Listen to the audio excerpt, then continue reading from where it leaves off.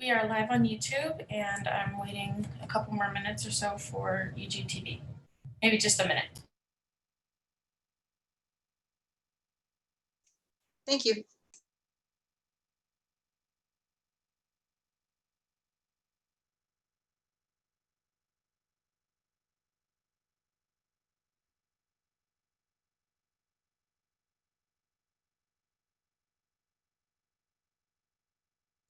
Live on UGTV.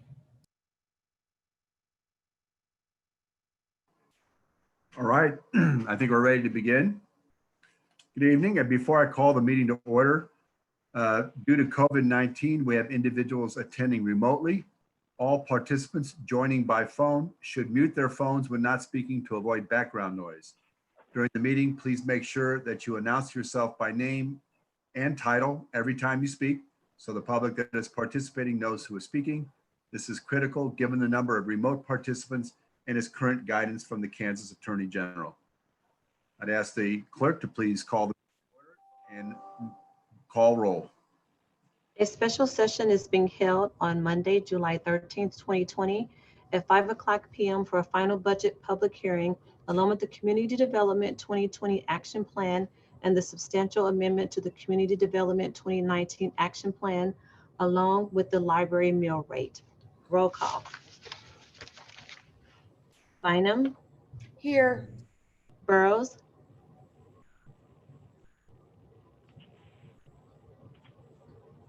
Commissioner Burrows, Townsend, Here. McKiernan, Here.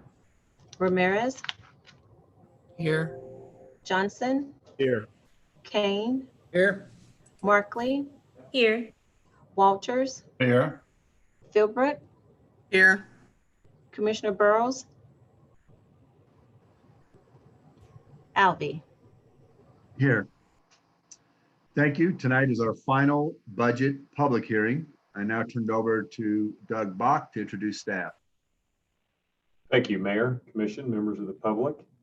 At this point, I'll go ahead and ask you to go ahead and load the presentation if Reggie or Rocky, whoever's doing that. As the mayor stated, tonight is really our final public hearing of what is a fairly long process as we move through our budget calendar. This all really starts, it seems like we finished one budget process, and then we start again a couple months later with the next part of the budget process. As I look at the budget calendar, we started doing some items on the retreat to think about direction of this year's budget. We go through and do our capital budgeting. Started into our first public hearing in February to get input as to important items coming into this year's budget. Of course, this year was very unique. When we had that public hearing, we probably had a lot bigger perspective of different things, when directions we could go to add to this year's budget, as we were looking at an economy that was fairly robust. Everything changed in March of this year as COVID really came to play in the United States and started hitting our economy in the Kansas City area in late March. At that time, we really shut down a lot of businesses. So we've seen some changes to our revenue flows, obviously less than projected, though, as we saw in our last meeting, not as bad as maybe we were anticipating, but certainly a lot less than we were making last year. And it puts us in a position of having to do a lot of steps to balance our budget. As you can see on the calendar, we highlighted in yellow. Well, all these have to do with different budget type activities. The public hearings and the budget workshops that the commission has noted are all noted here on this presentation tonight. So there are a series of 5 different budget workshops that the commission did, along with a couple of public hearings specifically to draw input. This is that final one that is really set out more from a statutory obligation before we move forward to what is projected to be the adoption this Thursday. And with this, I'm going to ask Reginald Lindsay, our budget director, to walk through a few key points in our budget, just basically from the numbers and where things are presented from before we move to the public hearing. Mr. Lindsay, want to take it from here? Thank you, Doug. Unified Government's total 2021 proposed budget is a $382 million budget. It funds 29 state certified funds and provides 200 services to the community.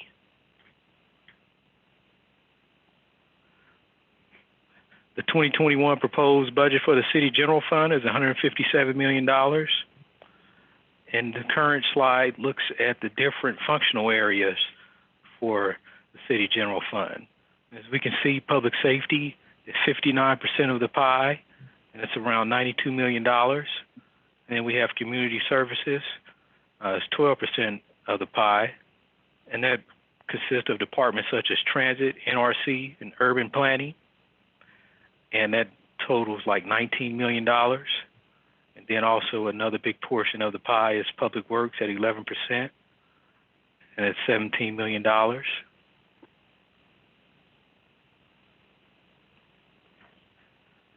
want to drill down into the County General Fund and look at the different functional areas within it. County General Fund for 2021's proposed budget is a $70 million budget. Of that, 56% of it is public safety, and that equates to $39 million. And some of the departments that we find there are the Sheriff's Department, Community Corrections, and Emergency Management. Another piece of the pie is general government, which is at 19%, or about $13 million. And departments within it are the legal, appraiser, and finance. And then also we have judicial services, which is 11% of the pie, or $8 million. Some of the departments that we have there are district attorney and district courts.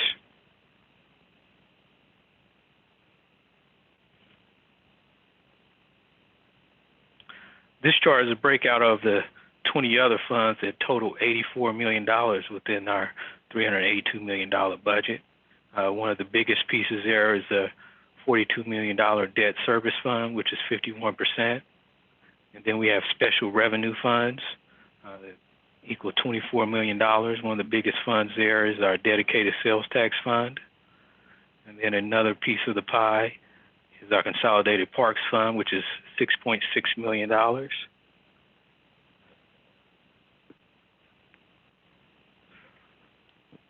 Within the unified government, we also have enterprise funds. These funds run, they produce their own revenue and kind of run as a business. And some of those funds are the sewer system, public levy, stormwater utility, our EMS fund, Sunflower Hills, and the stadium.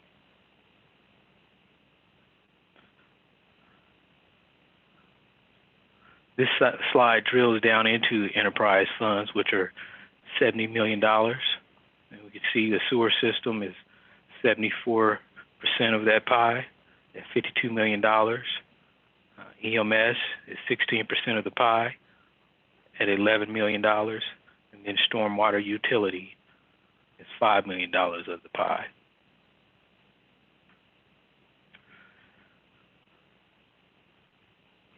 I'm going to turn it over to Wilbur Miller, our Community Development Director. Thank you, Reggie. Good evening, Mayor, Commissioners, County Administrators, and visitors. The Unified Government of Wyandotte County, Kansas City, Kansas receives an annual allocation of entitlement funds from the U.S. Department of Housing and Urban Development, or HUD, for the following programs: Community Development Block Grant, Home Investment Partnership, and Emergency Solutions Grant programs. Next slide. In order to receive the funds, the Unified Government must submit an annual action plan to HUD. The 2020 annual action plan is the fourth year of the Community Development's 2017-2021 five-year plan. The annual action plan consolidates the three grant programs into a single application, which includes a description of the projects and activities expected to be undertaken using grant funds and any expected program income. Examples of CDBG eligible activities are shown on the current slide. The plan also includes actions that the UG expects to take during the program year to pursue the five-year strategies. As Doug said, the UG must hold 2 public hearings to inform the community about the plan process, and to obtain community input. The first public hearing was held February 13th. Prior to developing the draft plan, The draft plan was published on June 11th, 2020, and the citizens were given 30 days to comment.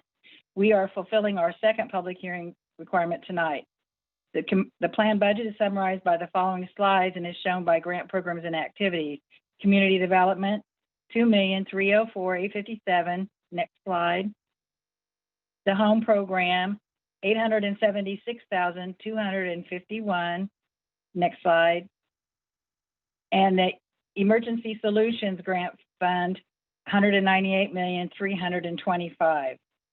This plan must be submitted to HUD 45 days prior to the fiscal year that starts October 1st, which means submission can be no later than August 15th, 2019.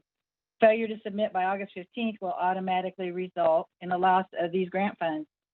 A resolution calling for the adoption of the 2020 Annual Action Plan and all of its attachments will be presented for commission approval during the meeting on July 16th for the adoption of the Unified Government Budget. Next slide. In addition to the regular entitlement grants, the Unified Government has been allocated 3 additional tranches or allotments of HUD funding to prevent, prepare for, and respond to coronavirus as authorized in the CARES Act. In addition to regulatory requirements for our regular CDBG and ESG programs, these funds carry statutory requirements from the CARES and Stafford Act. Next slide. In order to most quickly receive the funding, the UG has been directed by HUD to submit a substantial amendment to our 2019 Annual Action Plan. The substantial amendment includes updates to that budget to include CARES Act funding and a description of the projects and activities expected to be undertaken. Due to regulatory waivers, the substantial amendment had a 5-day public comment period, which ran July 9th through July 13th, 2020. In addition, the public can comment this evening. The following slides summarize eligible activities and the amendment budget and is shown by grant program and activities. Next slide. The CDBG COVID budget is $1,003,055,838. The next slide. Emergency Solutions COVID monies, examples of eligible activities: street outreach, emergency shelter, homelessness prevention, rapid rehousing, data collection and administration, and no grant match the grant match has been waived for the ESG COVID funds. So the next slide. So the first pot of money that came to us was the Emergency Solutions Grant CV1 budget for $683,879. These funds were allocated through an RFP process, and 7 of our subrecipients who are current providers of homelessness and prevention services will be or have been awarded based on process. Next slide. The second allocation of Emergency Solutions Grant CV2 budget is $1,707,698,000. A second resolution calling for the adoption of the substantial amendment to the 2019 Annual Action Plan attachment will be presented for commission approval during the meeting on July 16th for the adoption of the Unified Government Budget. Once submitted, HUD will work to expedite the review process and issue grant agreements for all of these grants. This concludes my portion of the presentation. Thank you. Mayor, that concludes the presentation portion of our presentation. With that, I will turn it over to you and recommend conducting the public hearing.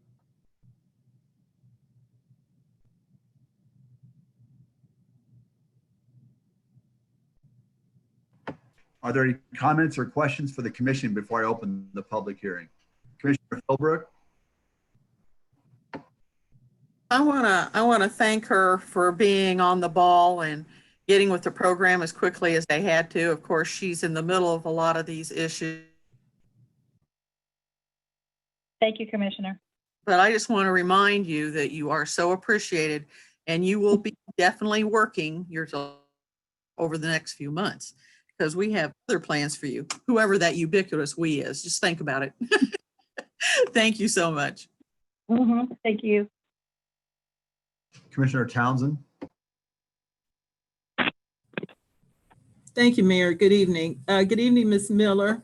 Again, thank you for your work. I have 2 basic questions. In your presentation, can you identify for me under what category the monies that we've had in the past to do home renovations are located? And I'm including roofs, handicap access ramps. Maybe if you can put that portion of your presentation back up and identify that for me, I'd appreciate it. And tell me exactly how much we have for that area. Reggie, if you will go back to the beginning of my slides, it would be the second slide for community development, the 2020, 2021, keep going all the way to the beginning of mine.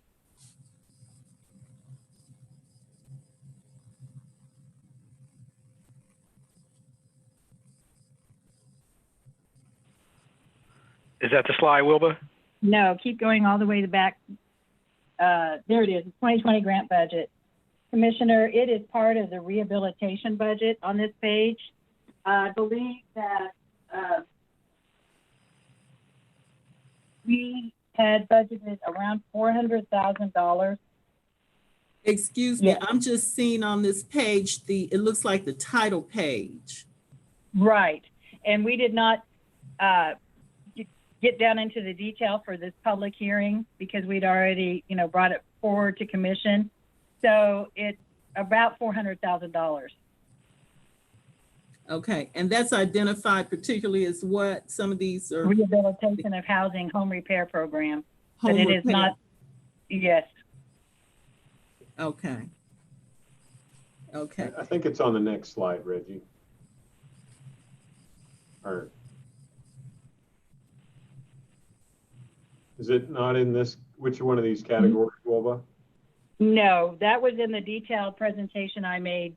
It's included in this rehabilitation line item of 1 million at the top of this page. Right. So it's just one of the several budgets under that rehab. okay, well, that's fine. I just wanted to make sure I understood where that was, because sometimes the detail is, it's not as detailed in some presentations as others. So you're telling me it's under the rehabilitation, the 1.025 Yes. million. Okay. Second ma'am. question was generally, you mentioned the COVID budgets. Are those monies that have already been allocated under the community development system? We had 2 sets of money. The first set of money went through an RFP process to our homeless agencies, and then went through a ranking and review process for their applications, and will be awarded probably last week, if not this week, to the agencies. The second round of money, we're putting an RFP out to the homeless agencies again within the next week. Okay, and those allocations are being made through your department. I just didn't want anyone listening to become confused about they are applications that are upcoming dealing with federal money that we've been talking about. Okay, thank you. Appreciate welcome. your work. Thank you. Commissioner Bynum?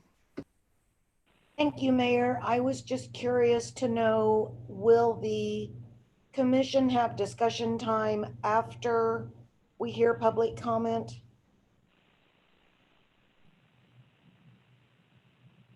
No, we had not set it up that way. We closed the public hearing. But we do have a final discussion for the library mill rate after the public hearing. I was wanting to bring forward some level of conversation around our stations. And we had the conversation the night that I presented. We had a bit more conversation last Thursday night. What I don't think we've had is any attempt at a straw poll or consensus among the commissioners.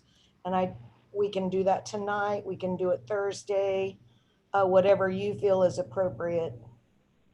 No, I think it would have to come tonight. So after the public hearing, I assume that at the end there would be some items brought forward. Did not know what those might be, but I assume that would happen. Okay, thank you.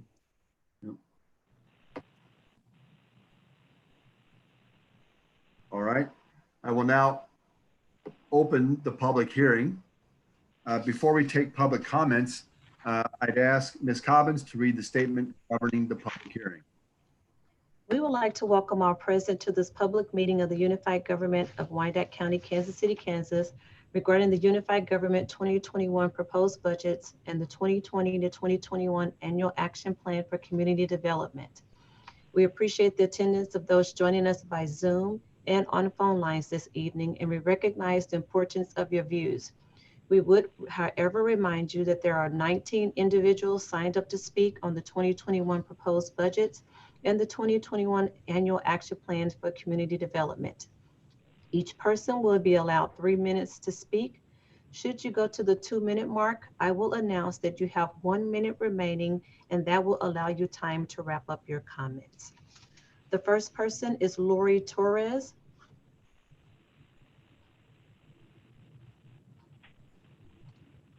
Yes, Ms. Bridget Marie Cobbins? Torres. Bridget, I do not see anybody in the attendees by the name of Lori Torres. How about Adrian Torres as well? Mr. Mayor, I'm going to guess that both of those individuals plan to be speaking at the planning and zoning meeting that's also tonight. Their request was specifically for the, they were asking about the public hearing and about some items on the woodland. So I don't know if they're trying to do both of the meetings as well. So I can come back later. Thank you. Merle Bland. Bridget, I do not see Merle Bland on the attendees list. The next person is Charles Carney.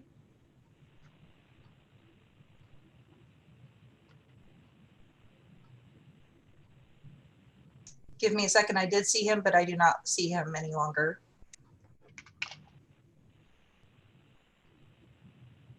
Do you think there was some confusion with folks that they thought they were going to be logging on to the planning and zoning meeting? Specifically, Merle Bland, they've all asked to speak in regards to the budget, testifying at the final budget meeting, or the information that I received in my subject matter. Yes, he always does, and that's good. Okay. I do not see Mr. Carney on. He was on earlier, but I do not see him on any longer. Okay, we have Ann Sulentrop.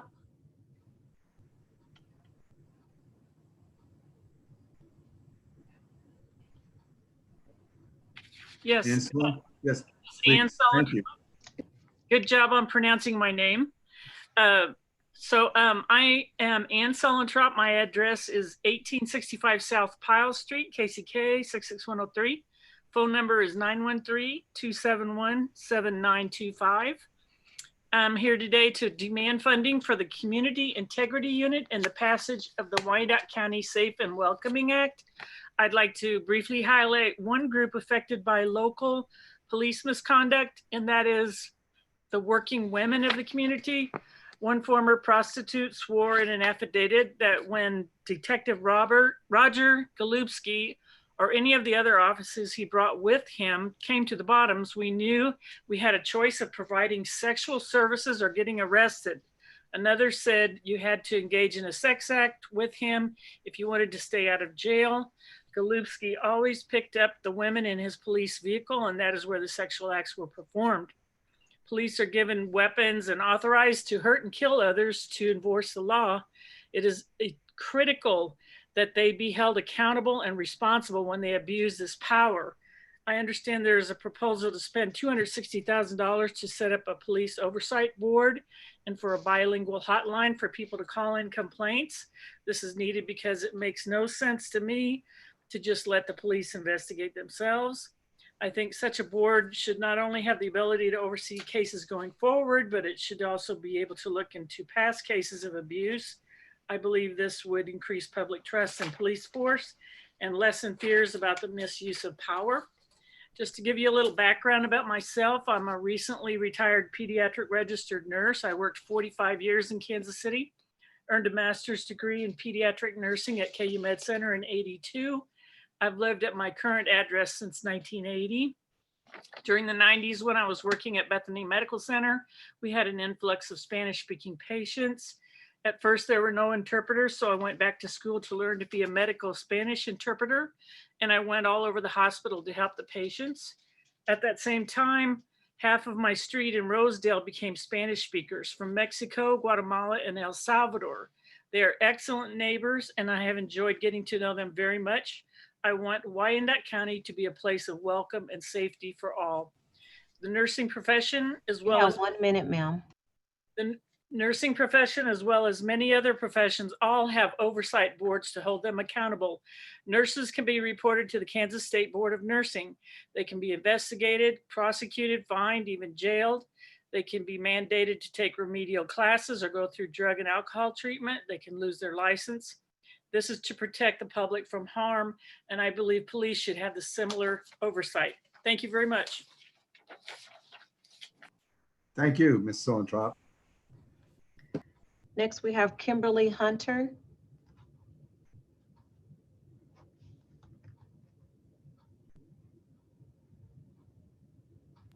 Yes, I'm here. I'm in the 66101 zip code. And this is in honor of my neighbor, whom I will call Jules. Jules has not disclosed her identity, but you can find her story in June 15th. Mrs. Hunter, we're having a hard time. The sound is not coming through. It sounds like you're a little bit distant from your microphone. Okay, let me see if I can fix that. That's much better. That's much better. Thank you. 1 second.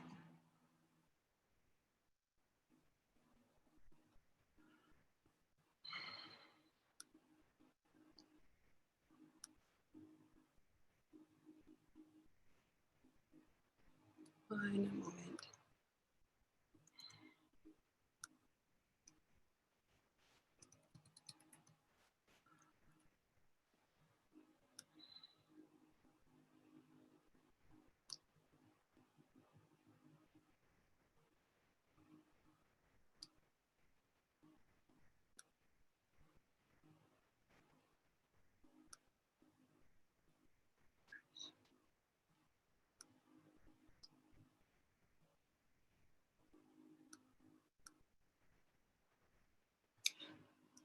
I apologize, my sound was having an issue. So in addition to the comments that Anne was sharing, I also am speaking on behalf of another victim of KCKPD that occurred under Roger Golubski's watch. Her story is told in the June 15th Kansas City Star. And one of the things that she said in that article and the others who testified with her was that the KCKPD knew about Golubski's behavior and there were other officers involved. And when we looked at how can this happen, current policies prohibit transparency about complaints against police. And this secrecy allows abuse to continue, which is why professionals like nursing and social work publish their discipline records. And since 2017, when new administration took office, we've still had 10 complaints of racial and other bias filed against KCKPD. But all of those were internally investigated and none of them resulted in discipline, and the public knows nothing more about them. This must change because what happened to these victims is about more than Golubski. It's about a culture of cover-up. What happened to them is about our unified government budget that says a white male officer's life is more valuable than the life of an African-American woman. Nothing in the budget proposed tonight would protect a woman like the ones described in that June 15th article from an officer like Golubski. The proposed budget tonight gives $93 million to the police and sheriff, but $0 for 3 items taxpayers have been requesting to restore trust and safety. And we've been asking for some of these things for over a year. The first one is the Community Integrity Unit. Number 2 is an independent bilingual victims hotline. We began requesting that last summer.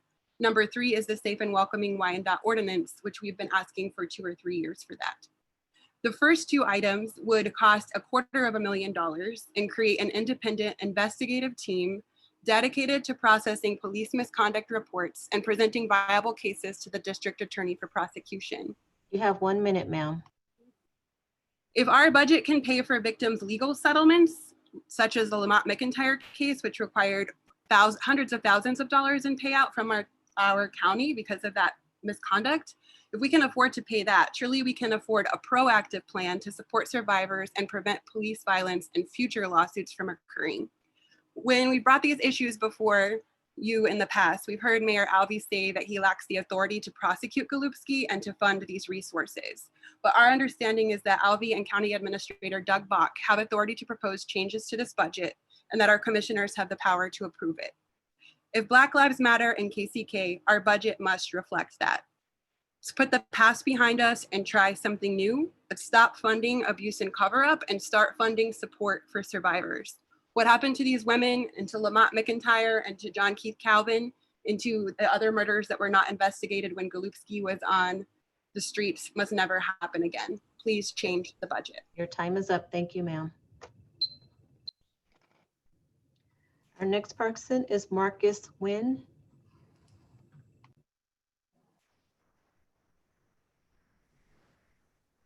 Yes, good evening. Thank you. Can you hear me? Yes, thank you. Thank you, Mayor. My name is Marcus Wynn. I live in Strawberry Hill at 420 Sandusky. I also serve as the community organizer for Moore Squared in Wyandotte County. I add our voice tonight to say that budgets are not only financial, but also moral documents that reflect the priorities of a community. As an organization, Moore Squared believes a major priority in our community should be fostering trust between law enforcement and the broader community. That means fully funding a community integrity unit in line with best practices around the country, as well as the final report on the President's Task Force on 21st Century Policing, which calls universally for civilian oversight structures. Additionally, annual reports to the Kansas State Attorney General on racial and bias-based complaints made about KCKPD are available back to 2012 and detail at least 46 complaints, yet specify only 2 instances during that time that were investigated by Internal Affairs. Checks and balances are a good thing and needed here in KCK. That process should also fully fund a bilingual hotline, housed and administered outside KCKPD. I've personally spoken to multiple residents who have started and attempted to file complaints only to abandon the process due to intimidation and fear of repercussions. Community trust requires a process where the public can come forward without fear of retribution. Finally, that process should also include passage of the proposed safe and welcoming ordinance. While I understand the recent special session on this subject focused much time on what might happen regarding one part of the proposed ordinance, we believe speculation should not drive our policymaking. What is already happening is that many residents do not contact police when they witness or even are victims of crime because they themselves or someone they know and love would be put at risk of deportation. This is about public safety in our community. The status quo is unsustainable. We believe these are necessary first steps in building trust here in our community, and many agree. That's why we, along with dozens of other local organizations that you all know, have engaged thousands of voters around these issues over the last year and continue to do so. Just this weekend, Moore Squared leaders launched an online petition calling for these specific policies that's already gathered hundreds of signatures. My hope is truly that we can work together, charting a course that acknowledges the need to build trust and proactively pursues specific policies to correct past wrongs. But we need you as elected officials to act and recognize the many voices of the community calling for real change. Thank you very much. Thank you. I believe Mr. Merle Bland has joined us.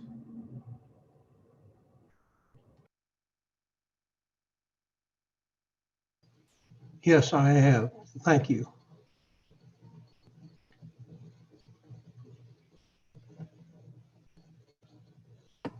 Go ahead, Merle. Mayor Alvey, Commissioners, UG staff, ladies and gentlemen. Thank you for the opportunity to speak at the budget hearing for the unified government. I am Merle Bland. I live at 8311 Garfield Avenue, Kansas City, Kansas. I speak today on behalf of about 80 members of Business West. Most of our members are small businesses and are very concerned about their respective property tax bills. Business West is pleased that you are proposing to hold the line with property taxes in your 2021 city and county budgets.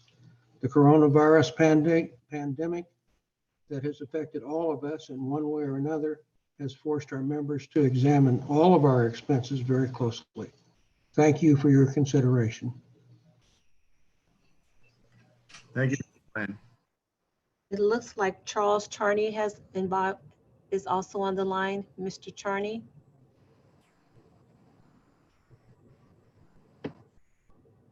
Yes, can you hear me? Can you Yes. hear me? Yes, sir. Yes, my name is Charles Carney. Honorable Mayor and Commissioners, I'm here today to respectfully demand funding for the Community Integrity Unit and the creation of a line item for a safe and welcoming ordinance. Wyandotte County is the second most diverse county in the nation, and it's time we start acting like it. As a resident of the Prescott neighborhood for the last 16 years, I've come to know and appreciate the diverse and talented people of our county. But for too long now, as a person of white privilege, I've stood by and witnessed the exclusion and oppression of these neighbors. But no longer will my silence be compliant. Yes, I have witnessed oppression in the wrongful imprisonment of Lamont McIntyre and John Keith Calvin, who have spent nearly 50 years in prisons for crimes they did not commit. Now, I know you say you can't go back and change that. Well, a community integrity unit would help us prevent future atrocities and crimes against humanity like this. Honorable Mayor and members, I am tired of seeing Wyandotte County's Black and brown people going to jail in ridiculously unjust and disproportionate numbers. Mayor Alvey, sir, lest you think that us protesters are a bunch of left-wing fringe outsiders, I just want to express that I voted for you. So if I'm on the fringe, you're on the fringe. I admired you because of the utmost respect and help I got from your staff when I helped an elderly couple who was being evicted. For that, you and your staff should be commended. But I have to say, I'm disappointed that there are no safeguards in this budget for equal justice under the law. I am now demanding that you afford the same respect and dignity for a Black woman who gets detained in a routine traffic stop. She shouldn't be forced into non-consensual sex. Well, let's call it what it is, rape by an officer like Golubsky. And there should be oversight, independent oversight, afford the same equal rights of the woman from Guatemala and her family who's forcibly fled violence from her country. Various spiritual documents have commanded us to welcome her and her family with open arms. Furthermore, numerous studies have showed that when safe and welcoming ordinances are passed in other cities, the crime rate is also reduced significantly.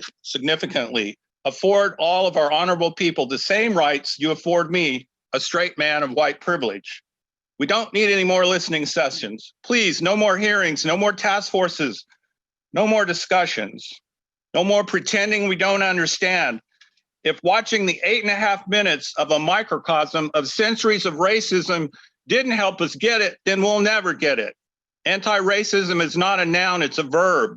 We don't want any more gradualism, we want nowism.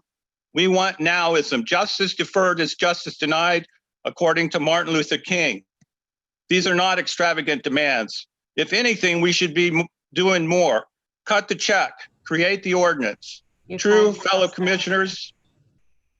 Your time is up. I just have one more line.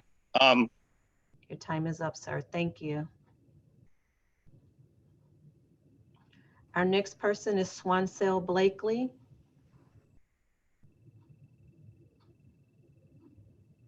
I do not see a Swansell Blakey. How about a Jesse Blakely? I do not see that name either. Reverend Adrian Matlock.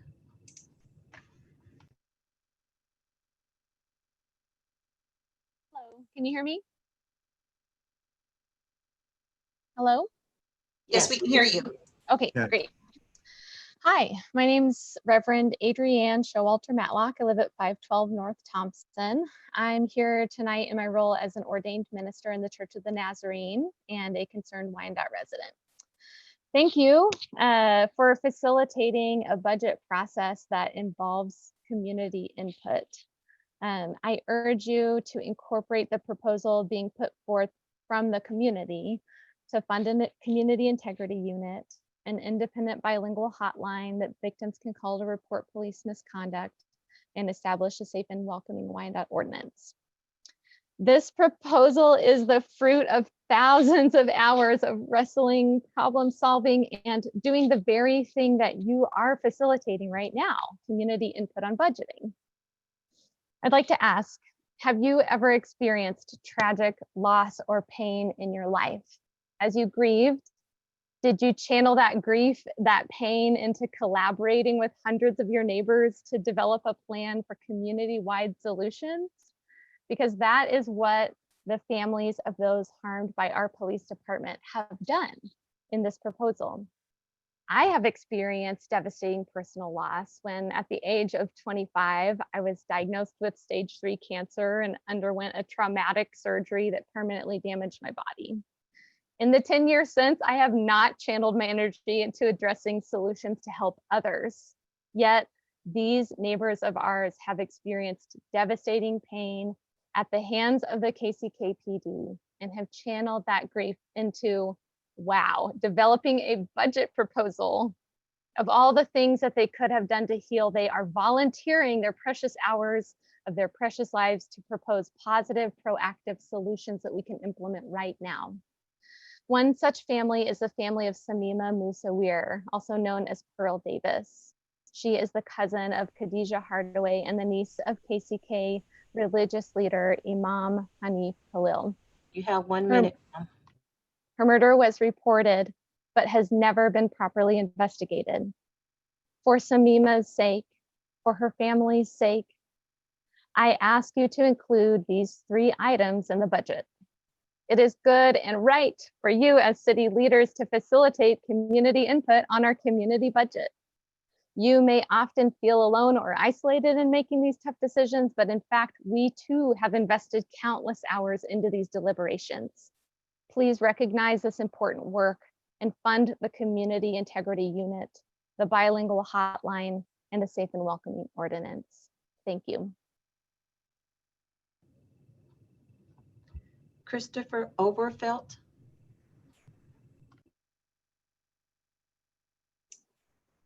I do not see anybody with that full name. I do see a Chris.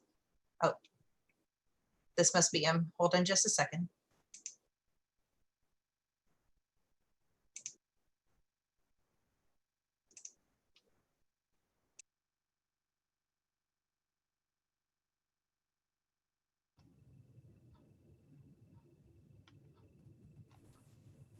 Can you hear me? You can go ahead, sir. Okay.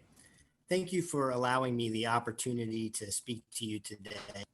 My name is Christopher Overfelt, and I live at 3121 West 44th Terrace, KCK 66103. I'm a veteran, and I served from 2002 to 2011 in the United States Air Force as an aircraft hydraulics mechanic. I was born in the Kansas City area, and after I left the military, I came back here to live and work. I'm speaking to you today in order to ask you to add the Community Integrity Unit to the Kansas City, Kansas budget for 2021 and well into the future.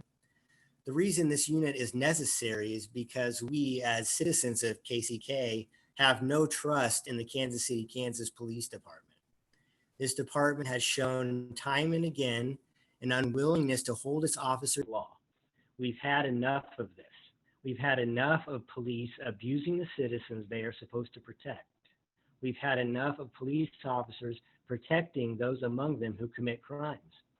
These officers cannot be trusted to fairly prosecute their own when they hurt our community. It is shameful that every year the majority of our city tax dollars go to funding a police department who do not take the time to solve the murders and rapes in our community, but go to war against us every day in order to protect the property of wealthy white people. The police get brand new cars, they get new guns, they get new computers, they get new radios, they get new surveillance equipment. All the while, we in our community suffer every day with poverty. And then the same people who we fork over our tax dollars to in order to protect us, abuse us just for being poor. We are tired of this. We must begin to turn towards a different policing model and stop funding an ineffective, burdensome police department. We need to redirect funding away from police. You have 1 minute, sir. 1 minute. Programs that will truly benefit our citizens. The first step towards this path is funding the Community Integrity Unit so that we can hold abusive police officers accountable. Thank you. Thank you. Mindy Frugarino.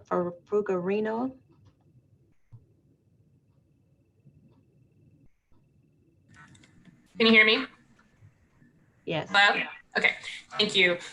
Good evening, everyone, and thank you, everybody, for being here and listening to the community input. Thank you for the time that you put into leading our community. My name is Reverend Mindy Fugarino. I'm registered to vote here in KCK. I live at 1240 Sumner Avenue, 66102.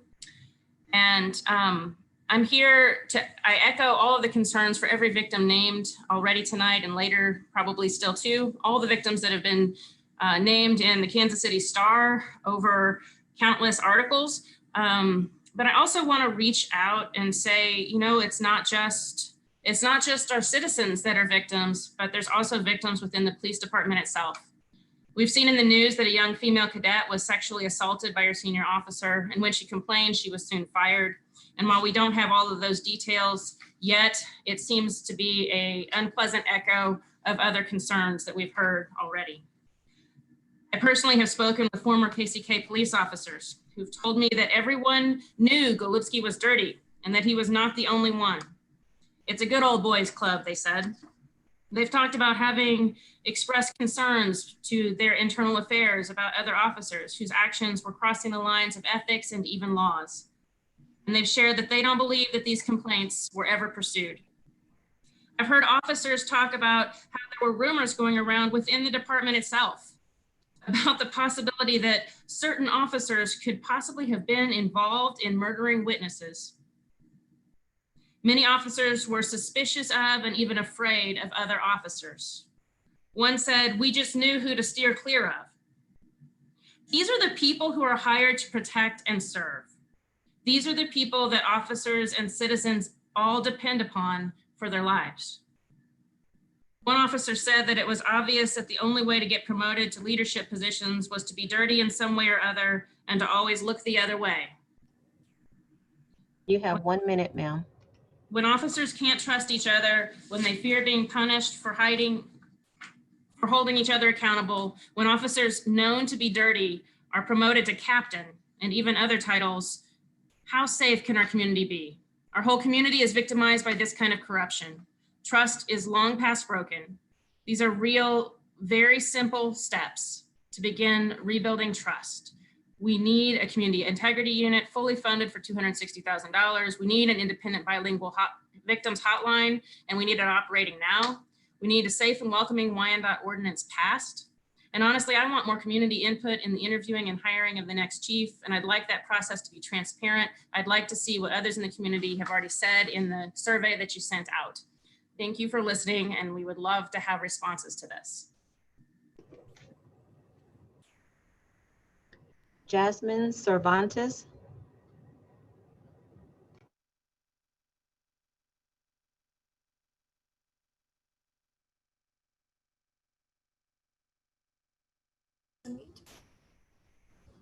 Hello.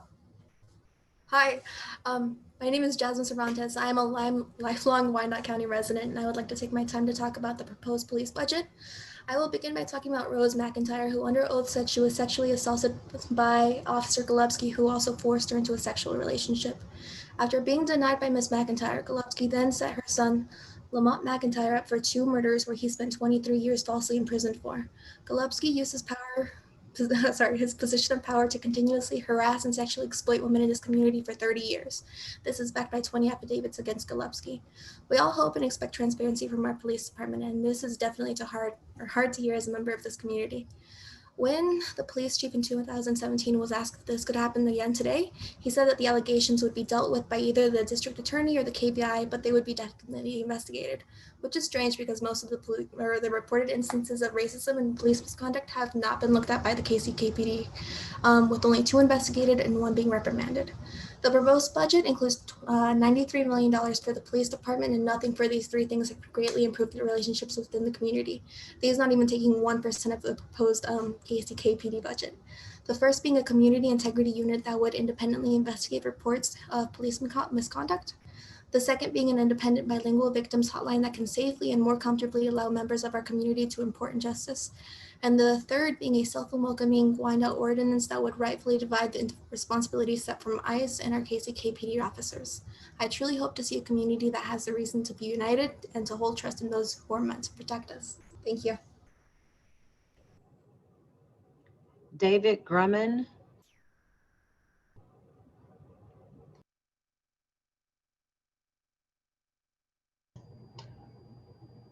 Good evening. Can you hear me all right? Yes.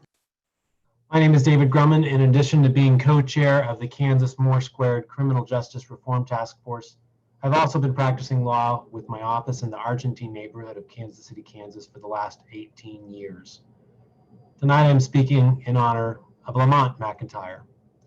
By now, most people watching and listening know that after his mother refused Detective Golubski's advances and moved to a new address to avoid him, Golubski arrested 3 of her family members as suspects in a double homicide.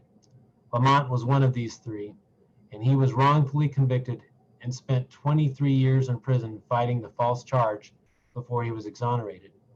His lawsuit names many other KCKPD officers' involvement. None of them have been held accountable. I think about Lamont a lot because he's roughly my age. During the time he spent in custody for a crime he didn't commit, I got married. I started a small business and had 2 kids. Detective Golubski did a lot during that time too, but I'm far less nostalgic about what his KCKPD career left in his wake. That damage is done. But I want the commissioners and the people of KCK to consider what kind of difference it would have made in the lives of the McIntyres and all the other victims of Golubski's misconduct if our city would have had a bilingual hotline for reporting what he was doing. Imagine what a difference it would have made if there had been a community integrity unit that could have independently investigated his misconduct, like the kind we are demanding to be included in this budget. You likely wouldn't know Golubski's name or Lamont McIntyre's name because Golubski's illicit activities would have been nipped in the bud and he would have been removed from the ranks of the KCKPD and prosecuted within the statute of limitations. And this is why we need independent oversight. You have 1 minute, sir. All of us in our respective jobs and roles are accountable to somebody, and that's not really what we have for KCKPD officers under the current structure, not really. That's expensive not only for taxpayers due to lawsuits and settlements, but also because the lack of genuine trust hurts the ability of the police to keep us safe. Funding the Community Integrity Unit and the Bilingual Hotline is an investment, an overdue payment on the deferred maintenance of the public trust. Until we restore that trust, we will continue to squander the millions of dollars in the public safety, in the budget for public safety. Because if public safety only works for people who looks or sounds like me, then it's not really public safety. We need that trust genuinely restored, not just with an announcement or press releases, but genuinely restored. And that is why we need to change the budget. We need the Community Integrity Unit and Hotline funded, and we also need the Safe and Welcoming Ordinance passed, which will benefit all of us. Thank you very much. Thank you. Anna White or Anna White.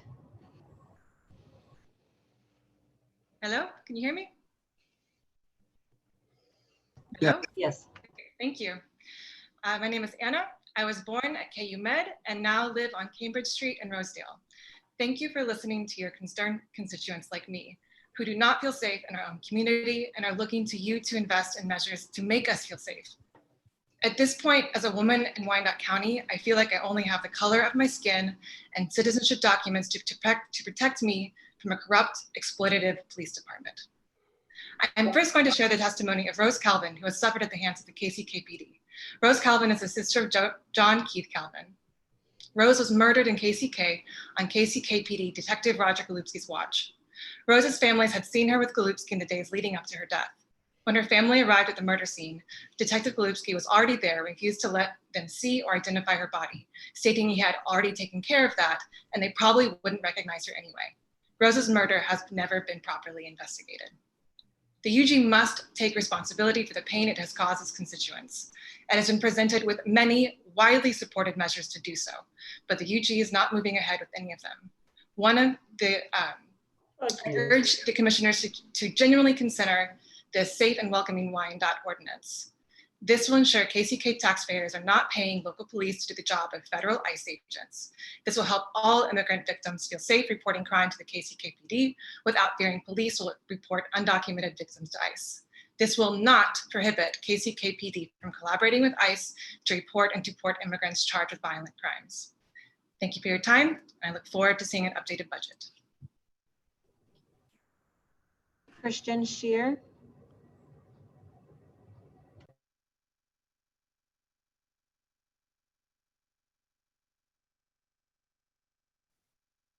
Hello? We can hear you, ma'am. Great. My name is Kristen Shear. I am a homeowner and resident in Wyandotte County for 20 years now and a registered voter in 66102. It makes no sense to me that our police force has no oversight. Citizens must have a place to which they can bring their grievances. We deserve to be heard, we deserve to be protected, and we should not fear the very people that are charged with that protection. We have seen what can happen when we allow behavior that has no oversight. George Floyd, Trayvon Martin, Eric Garner, Tamir Rice, and Breonna Taylor, just to name a few of the high-profile cases of citizens losing their lives unjustly to our civically paid police forces who sometimes seem more about subjugating than serving. Here in Wyandotte, we can look to Lamont McIntyre, recently exonerated after 23 years of a sentence for a crime of which he was falsely accused, falsely prosecuted, and falsely incarcerated. We can look to John Keith Calvin, who still sits in jail. It's been 20 years since his false incarceration. It's been 7 years since the person who committed the crime for which he was falsely prosecuted publicly confessed on television. Why is he still in jail? We can look to the women victimized at the hands of KCK Police Detective Roger Golubski, who is now comfortably retired from the force. As far as we know, never even questioned about these women with whom he was known to have associated. Rose Calvin, Diane Edwards, Vicky Dew, Rhonda Tribune, Teresa Randolph, to name a few. Some were murdered or terrorized or otherwise exploited. All were victimized in mostly uninvestigated, unsolved crimes. The proposed community integrity unit must be funded. You have 1 minute, ma'am. The bilingual hotline must be funded so that the citizens of Wyandotte have the oversight and protection they deserve, so that our voices can be heard. I'm here today to insist that these tools be funded and a safe, welcoming ordinance be implemented in Wyandotte. Our police force must be held accountable to the people whom they are bound to serve. No one should object to this, especially now that we have witnessed the glaring disparity in treatment that people of color and marginalized communities face at the hands of those who are meant to serve and protect. No one should be above the law, not even the law keepers. Fund the integrity unit, fund the hotline, cut the check. We are worth the investment. Thank you. Thank you. Elnora Jefferson.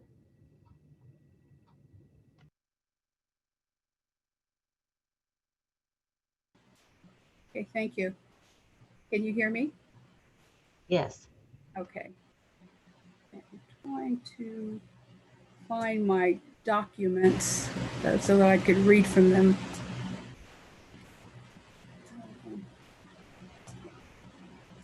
For some reason, I'm not able to find them.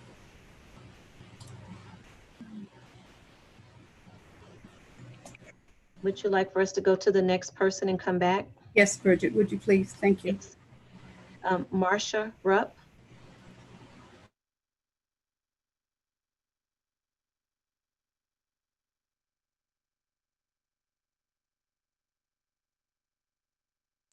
I saw her on here. Give me just a second. I'm not seeing her.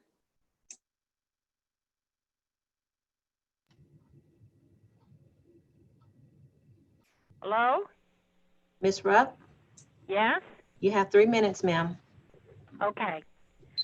Well, I've heard something that sounds like this ought to be a trial for Detective Golubski. But I just want to say, we're in such unsettled times here. It's hard to try and judge a police department by one person, okay? And I know I'm not saying that there weren't other incidents, okay? I mean, no place is going to have perfect people and all the people. You know, you're going to have a bad apple. But I'm just saying the times are so unsettled now. You heard a lot of talk about defunding police, about getting rid of police, but yet we have several states that are in disrupt. They're killing people right and left, children on the streets. I mean, they need help.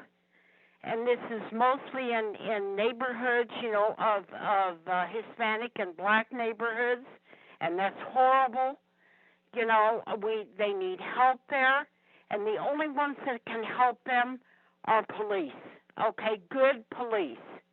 And we need police. Please do not defund our police. We need every police officer we can get. Missouri, as you know, our state sister, is having a horrible time right now. Crime is just going crazy over there. Please. And we always get some of that crime, always. It always seems to land over here, whether they kill them over there and drop their bodies here, whatever. But they're our sister state, and what usually happens over there ends up over here too. Please do not defund these good men. There are good men and women on that police department. I know, I work with them. The neighborhood watch leaders work with them. The community police work with us. You have 1 minute, ma'am. During the protest, there were no crime and no unpeaceful protest over here. That is because we have a great rapport with our police department, and the neighborhood watch leaders do. Even though we have some people that might be dissatisfied, there's a few things we can do about that. But not defunding the police. We need our police. And don't be adding more stuff in. Let's just stay with what we have right now. We have an election coming. We have the COVID vaccine coming probably. We have the economy's getting better. You can see even now it's moving towards that way. We need to get people back to work. We'll be fine, but don't make any moves right now. My mom has always told me when you're not sure what to do, don't do anything at all. Just leave it the way it is. Let's stay with what we have. We're doing good. Your time is okay? up, ma'am. And do not defund our police department. Thank you. Elnora Jefferson.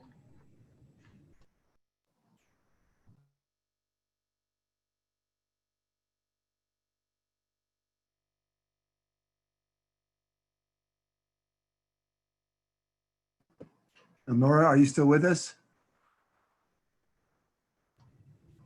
Now, can you hear me? Yes, ma'am. Okay, thank you very much. This is a learning curve tonight, I guess, for the Zoom. Okay,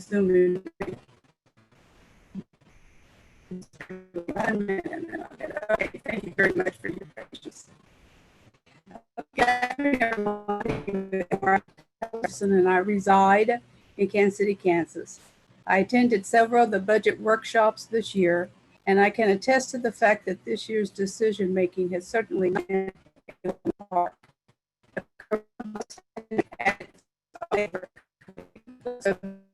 greater expenses. Elnora, Yes. I think we missed some of it. It was garbled. If you want to go back, right after you started speaking about having attended several workshops. I think maybe if you lean closer to your microphone, to the computer, it should work a little bit better. Okay. Okay. I attended several workshops and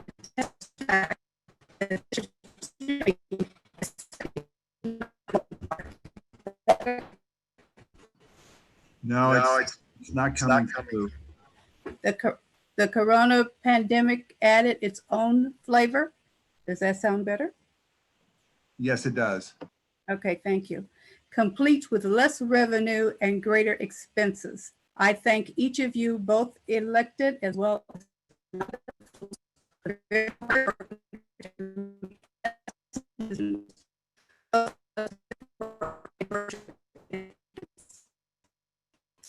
a Northeast community voice regarding the status and condition of the Beatrice L. Lee Community Center, and to utter a plea for renovations and upgrades. As you know, the center did not make the list of funded projects in this year's CMIP budget. Funding to provide brick and mortar and digital infrastructure, personnel for community and human development, and a baseline for economic development, specifically job training, entrepreneurial business incubators, and entrepreneurial training will not happen. In addition to these needs, however, is the need to provide disability accesses, safe accesses to those who currently use the center, as well as those in the future. For a number of months, a traffic cone has been positioned on the upstairs walk-up to signal that it is unsafe to walk in that area. The reason is that the cement has again rebroken. In addition, there is no easy, safe access between floors, so those with mobility and sight disabilities are challenged to go between floors to attend functions. You have 1 minute, ma'am. Thank you. I believe that the UG is under consent decree with the Department of Justice relating to its mandate to be compliant with ADA.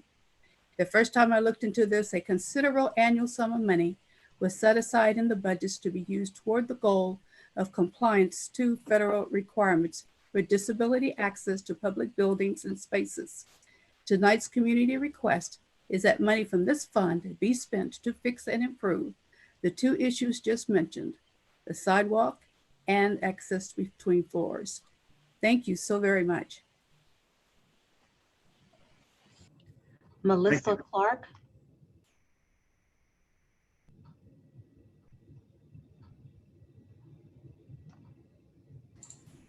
Okay, can you hear me? Yes. Okay. Hi, so I'm Melissa Clark. I have a business. I'm a business owner, and I've been in the Fairfax district for over 29 years. I've also been on the Fairfax Industrial Association board for 20 plus years and currently the executive director. My address is 3250 Brinkerhoff Road, Kansas City, Kansas, 66115. I just wanted to bring up again, there's been discussions for a couple months now about the Fairfax Fire Station and closing the fire station. On behalf of the FIA, we represent 135 plus businesses, over 10,000 employees, 5 billion in property that is zoned as an M3 heavy industrial district that has nearly 100% supply of volatile unleaded diesel and jet fuel for the bi-state region that's pumped in underground to more than 60 elevated petroleum tanks, as well as highly volatile liquid oxygen that's fed under high pressure underground lines to Certainty and Owens Corning to do their molten glass furnaces. We contribute 18 to 20 million annually in property and utility taxes. I don't even know what the payroll taxes are for over 10,000 employees that's contributed, as well as the sales tax and use tax. But what we continue to not be able to understand is what kind of a message are the city leaders sending to the business community by closing our Fairfax station that more than financially supports a fire station that needs to protect our employees and property, including the surrounding Northeast residential area. Because of the highly hazardous, the items that are stored in our district in such a small area with such a large population, it would be irresponsible to close our Fairfax fire station. You have 1 minute, ma'am. Based on the highly hazardous environment in which we work Our need is not based on the number of calls, but when we do need to make that call, it could easily be for a potential catastrophic event similar to the reasons airports have their own fire stations. So we asked the city leaders and the commissioners to vote to not close our Fairfax fire station, to keep it open and protect the Wyandotte County area and the Fairfax employees. Thank you. Mr. Mayor, before we go to those with the raised hands, there were several requests that were submitted to the clerk's office that like to be read into the record. The first is from Donnie Thomas with Kissington Community Group, asked that I let you know she is concerned with any changes to the police department. This group does not want any changes to community policing, and the West Patrol needs to stay. Sandy Ziola with the Blackhawks also would like to share her sentiments about the need for community policing to all commissioners. They believe both Fairfax and the Piper fire stations need to be working stations. The group fears community policing could be the next to go. She says that she feels all are necessary for our community. Marlene Borreau with Neighbors Who Care called to let us know that she and her group oppose any changes to community policing. They are building strong community relationships, and they've needed to continue to foster relationships throughout the whole of Wyandotte County. They request that the West Patrol does not get closed. She also stated that they want the fire stations in Fairfax to stay, especially with new apartments developments going on in that area. And the final request before the clerk's office was from Grace Kartzmer. I am making a testimony on behalf of Kansas City, Kansas Police Officer Ruby Ellington, who shared her report on Roger Golubski before she passed away.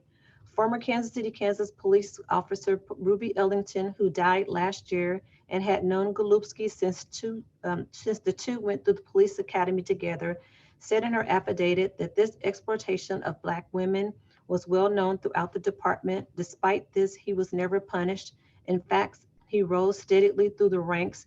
Everyone in the department knew that when Golubski would go on calls, that any Black female involved would likely end up in a police car with him. And anyone, she said under oath, looked the other way. Although some officers were disturbed about Golubski's misconduct, they were afraid to speak up. Golubski was part of the in crowd of the department and was perceived as untouchable. Since seeing he's walked away free, his partner, Terry Ziegler, only stepped down as chief last year. We need accountability in Kansas City, Kansas. As a teacher in Wyandotte County, I feel it's reprehensible that $60 million is proposed for the police in 2020 to 2021 with zero in allocation for public safety resources that Golubski's victims, as well as Kansas City, Kansas residents have been questioning for years. With the current social uprising happening in our country, in a diverse county as Wyandotte County is, why propose no money for social services? I am asking for a community integrity unit as well as bilingual police accountable phone line accessible to all Wyandotte County residents. It is also time for KCK to implement a safe and welcoming Wyandotte ordinance to create a municipal ID and prevent KCK from acting like ICE. That's what KCK taxpayers are asking for. These are the first steps towards creating a safer place for all people to live and work. The first person that we have with their hand raised is Nehemiah Roswell, or Nehemiah Roswell, or Roswell. Hello, can you hear me? Yes, you have 3 minutes. Okay. Hi, my name is Nehemiah Rosdell, and I'm a social worker here in Wyandotte County. I work with vulnerable populations, including people who are homeless, struggling with mental illness and addiction, and who often have interactions with the police. And in working with the police and advocating for my clients, I need to be confident that there's real accountability with the KCK Police Department. And right now, I'm not confident in that. A lack of independent systems to provide for police accountability and years of use of power for the likes of Robert Golubski and others has eroded trust between the community and the police. Innocent men such as Lamont McIntyre and John Keith Calvin, locked away for years for crimes they didn't commit, erodes trust between the community and the police. What's the point of spending millions of dollars on the police if the public can't trust them?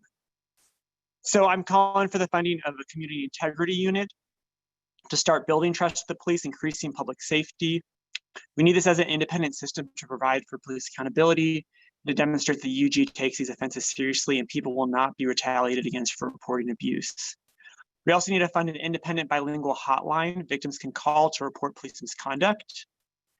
And then finally, we need to establish a safe and welcoming Wyandotte ordinance so KCK knows our tax dollars are not going to ICE operations, and to build trust with the immigrant community so they can feel safe reporting crimes to KCK PD without fearing police or report undocumented victims to ICE. The cost of these measures is just a drop in the bucket to the amount that's being given to the police, so please include them in the upcoming budget. Thank you. Angela, you have 3 minutes. Hi, yes, can you hear me? Yes. My name is Angela Martellero. I am a resident of Wyandotte County. And in the proposed budget, I noticed that there is funding for a newly created position in the police department, the Media Relations Specialist. It's described in the budget on page 224, quote, "The department recognized that messages presented to the media have become essential to impression management and public relations, and requested a new personnel position, Media Relations Specialist. This position has been filled and early results are very promising," end quote. It is disheartening to me that the response to media coverage of police misconduct is to hire a PR person. We don't need better press releases, we need accountability. Funding a PR specialist instead of funding the demands of the community shows where our priorities lie, public image over the people. There is negative media coverage of the KCKPD, and it's persistent because it is true. Media coverage is not the problem. The problem is a lack of transparency and accountability, and the solution to that problem is funding the Community Integrity Unit, funding the bilingual hotline to report police misconduct, and to pass the Safe and Welcoming Wyandotte ordinance. Thank you. I see Charles Carney's hand up, but he spoke earlier this evening. Is there someone else on the line that would like to speak other than Charles Carney? Okay, I see he was removed. Michelle Franks.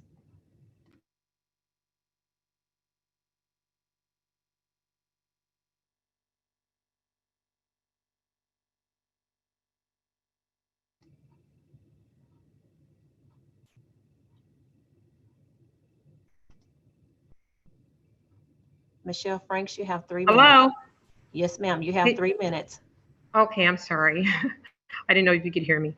I live in Western Wyandotte County, and I'm wanting to know at this particular meeting, because I missed the first 5 minutes, are you going to discuss, or have you already discussed, the mill levy for property taxes?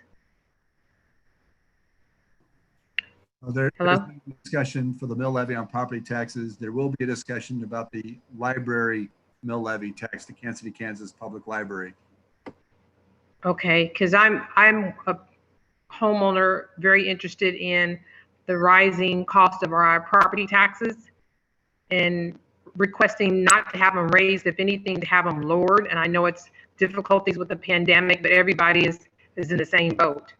So want to have some serious consideration for having the property taxes lowered.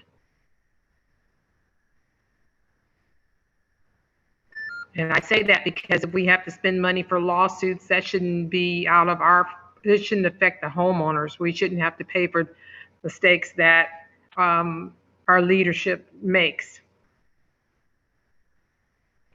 Thank you. Thank you. Our final person with their hand up is Carolyn Wyatt.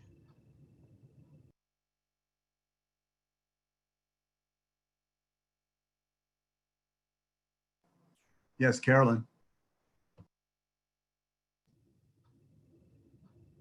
Unmute. Can you hear me now?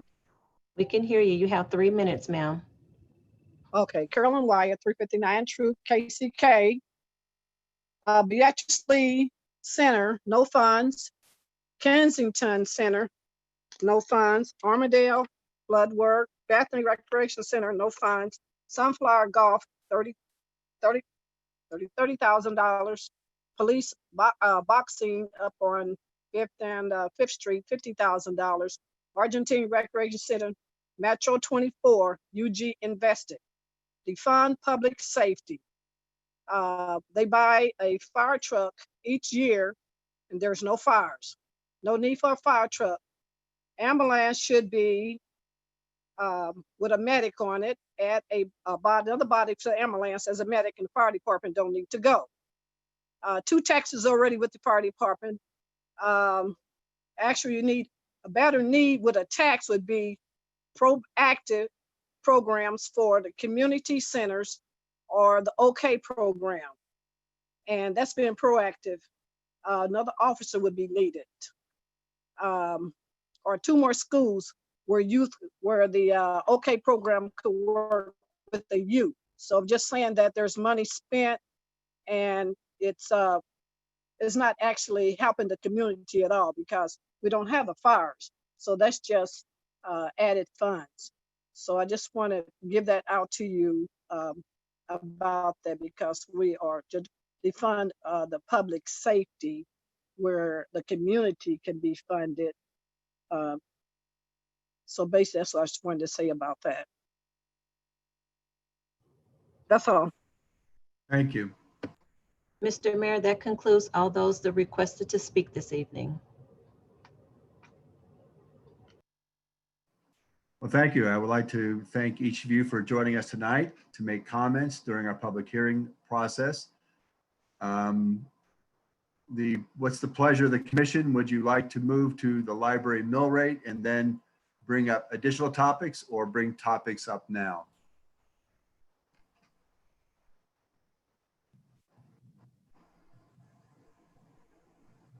Commissioner Townsend? Yes, sir. Since we're in a presentation mode, I would like to see that concluded, and then we have the discussions about topics and some of the things we've heard tonight and others. I also had a question. Do we not have anything scheduled before Thursday in the way of a last go round with this? Is this it tonight? This is our final budget hearing. Okay.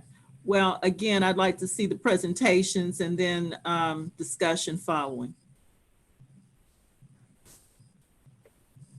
Any other comment from the commission on this? Sounds good. I agree. I'll throw my name in there. This is Philbrook. Let's finish up our presentations, make a decision on that levy, and then go on. Okay, very good. Let's go on. I'll turn this over regarding the library mill rate to Mr. Bach. Thank you, Mayor. The next part, this is Doug Bach, County Administrator. The next part of our presentation was a request by commissioners that we come back and we provide some discussion regarding the library mill rate. A couple of years ago, we did a very deep dive into the history of it. We're going to touch on that. We're not going to go into as much. I know a couple of years ago, we elected to go back and have a special session. If we want to do that, we can spend more time on it, but I have Debbie Johncher, our Deputy Chief Financial Officer, is going to come this evening and talk about the mill rate and then allow for some commission discussion regarding our questions that you may have if we can answer those. Debbie? Thank you. Good evening, Mayor and Commissioners. I'm just going to present some information on the library mill rate. This first slide is just giving a little bit of history regarding the county library district. And I did want to point out that at the top, included in your presentation is a link to the Kansas City, Kansas Public Library Board website that has this information as well as additional information on the history of the library district. So starting out, the county library district is governed by the County Library Board. The library district is comprised of all areas of Wyandotte County, not otherwise subject to a library tax levy. So that would be areas that are not within the USD 500 district and not in the city of Bonner Springs. Wyandotte County has 2 library systems, the Kansas City, Kansas Public Library, which is operated by the Board of Education for the Unified School District 500, and the Bonner Springs City Library, operated by the Library Board of Directors appointed by the Bonner Springs City Council. The library systems are funded by taxes levied by USD 500, the City of Bonner Springs, and Library District and the Unified Government County Library District. As I mentioned before, the Kansas City, Kansas Public Library System and the City of Bonner Springs Library District receive funding from the Wyandotte County Library Board to provide services to residents who reside within Wyandotte County but are outside of the USD 500 School District and the City of Bonner Springs Library District. This would include most of the City of Edwardsville, as well as the school districts of Piper and Turner. The County Library Board consists of 11 members that are appointed by the Unified Government Commissioners. The chair is appointed by the mayor, and the remaining board members are appointed by UG commissioners representing their respective districts. The County Library Board has the authority to set the county library tax levy, and the Unified Government Commission approves it to enact it. With that money, the board can either establish or operate a library, or it can contract with another library to provide library services to residents of the district. I've listed on here a couple of the Kansas state statutes, and I've also cited an opinion of the Kansas Attorney General that set out this process.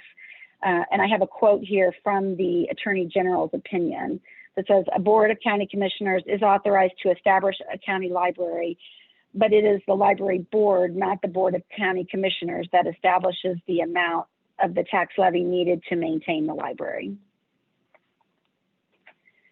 This next slide just shows a comparison of each of the districts and their mill levies for the past 10 years. So for 2019, the Wyandotte County Library mill levy was 6.122 mills. The USD 500 library was 11.145 mills, and the Bonner Springs City Library is 4.723 mills.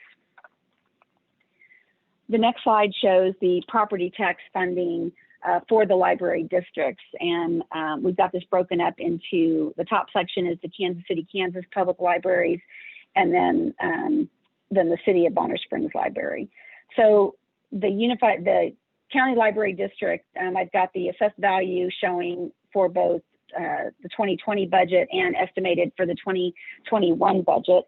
The library district valuation increased 6.1%, and with their current mill levy of 6.122 mills for 2020, that generates revenue of 2.8 million, and for 2021, it's estimated to generate just slightly over 3 million.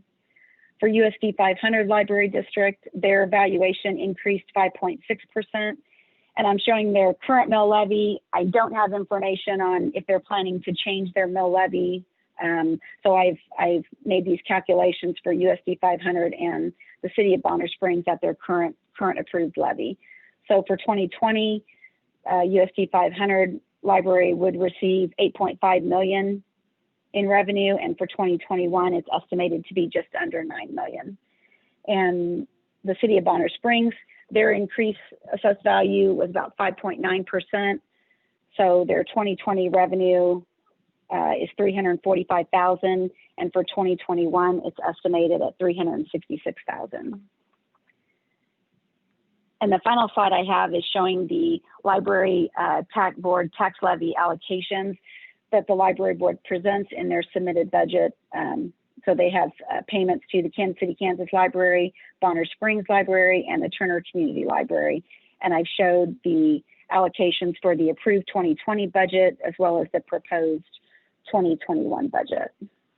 That concludes my presentation on the library mill rate.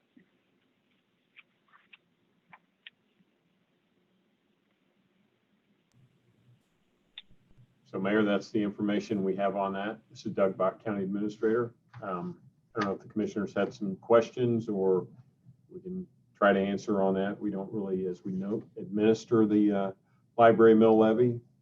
We just collect the money for that, and then the board that you have appointed oversees it. Yes, Commissioner Walters. Yes, thank you. I remember a couple years ago when we went through this, and I appreciate this update. I'm interested in all of the taxing authorities in Wyandotte County, and I believe we should have a coordinated conversation about the tax rate or the tax burden we have on our residents.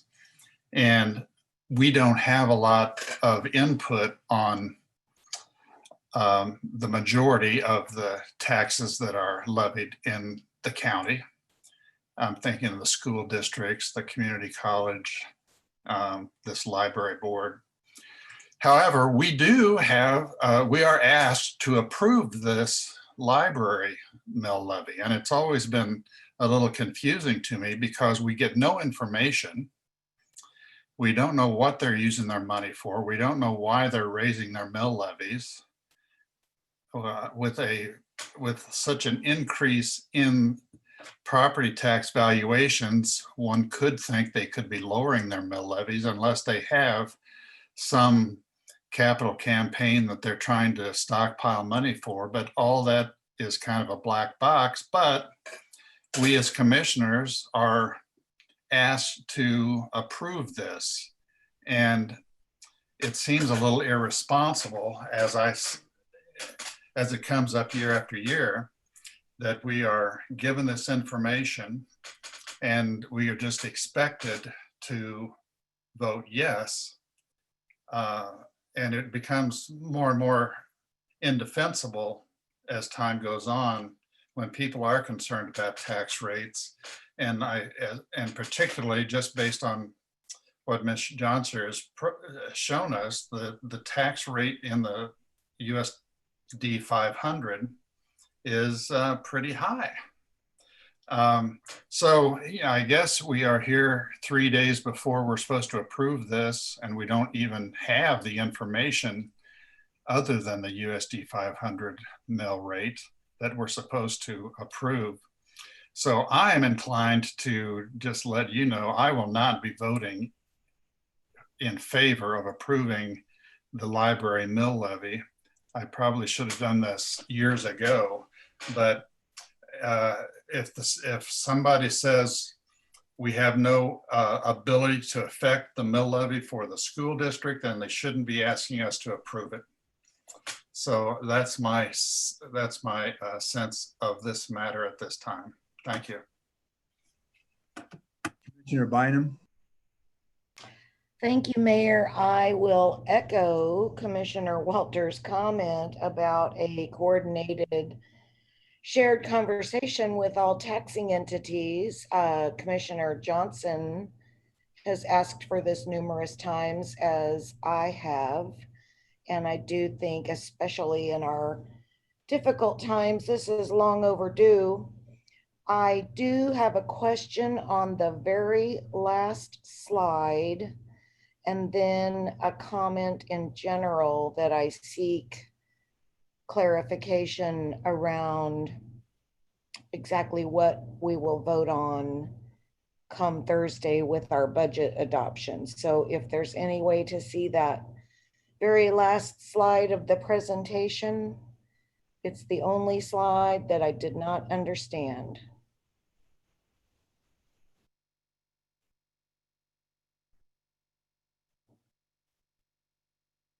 There's one more slide beyond that one.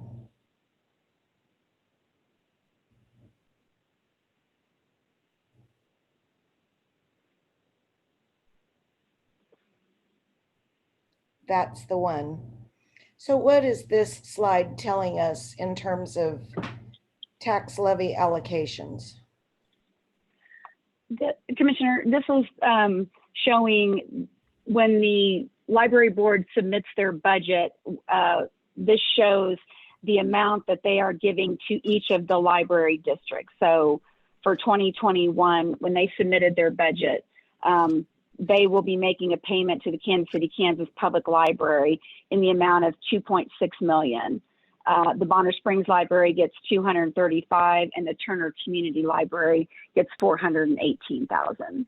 Debbie, so that is submitted with their budget. Are you telling us that when the Wyandotte County appointed library board that sets the mill levy equal to 6.122 mills submits a budget, they then turn around and make allocations to these 3 libraries? Or I That's should, correct. so within Kansas City, Kansas public library system, which is taxed at a mill levy rate of 11.145, in addition to the 11.9 million that mill levy rate raises, they also receive an allocation from the Wyandotte County mill levy rate that's going to equal $2.6 million in 2021? Yes, and the allocation is to fund library services that are not, I believe, that are not covered by, that are outside of the USD 500 school district. Okay. I will say I'm not sure exactly how this, I think there's a formula for this. I'm not sure how they calculate this amount. I know Angela Lawson is on the line, as well as Reggie, if one of them would like to weigh in on that. That would be helpful to know, and I do Yes. recognize we've been over this many times. Right. This is Angela Lawson, Deputy Chief Counsel. Yes, the County Library Board allocates funding to help provide services for areas that don't have a library. The Piper, Edwardsville, and Turner, although there is a contract with KCK School District to provide the Turner Community Library. So that's what that funding is for. And then there's funding for Bonner Springs and the KCK Public Library, and that helps provide for items like the bookmobile that go out to the areas that aren't served, and then also to allow patrons to go to those libraries. Okay. And Okay. to be able to use the services at the library. Sure. And that's so it is. Oh, I'm sorry. No, you're fine. Keep going. I'm saying it is a very odd setup that the library board sets it, and then the board of commissioners enacts it without having the discretion to reject it. As per state law and the Attorney General's opinion that we were shown, correct? That's correct. And I'm aware that we are the only remaining library system in the entire nation operating this way, and that state law would need to change for this to be conducted in a manner that's different. Right, and there may be some ability to charter out of that. Obviously, that couldn't be done before the commission meeting, but that could be something that would be looked at. But it is, I think we all recognize it is a very unique setup. And so just a couple questions for final clarification here. When we adopt a variety of mill levies on Thursday night, in addition to the city and the county and the special municipal district SMID for the downtown area, the library mill levy that this governing body will vote to adopt is the Wyandotte County Library Board mill levy that's currently set at 6.122 mils. Right, it is sort of the Piper Edwardsville Turner area. It's not the District 500 area. And the USD 500 mill rate of 11.145 mils, this governing body, the unified government, does or does not vote on that mill levy allocation? Does not. And just to be clear for everyone watching, if you live inside USD 500 KCK public schools, you will pay 11.145 mils that will be voted on by the USD 500 Board of Education and out the authority of this taxing entity. That is correct. Thank you very much.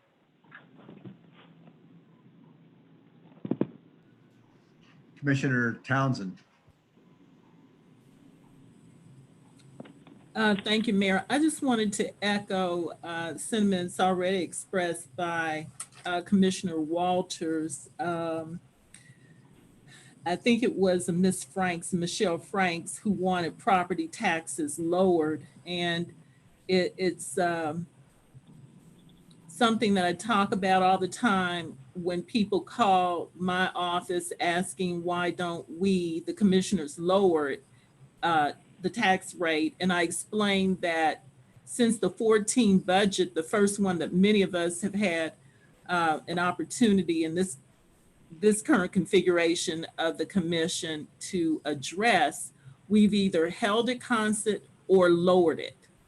And it was my rude awakening after that to talk to a constituent who wanted to know why our taxes went up. And that's when I realized that we, the Board of Commissioners, are not the only taxing entity. And we're taking great pains to try to decide what to do with money we do and don't have and where to spend it. But I feel like I'm about to make a blind buy with the information I've seen here. And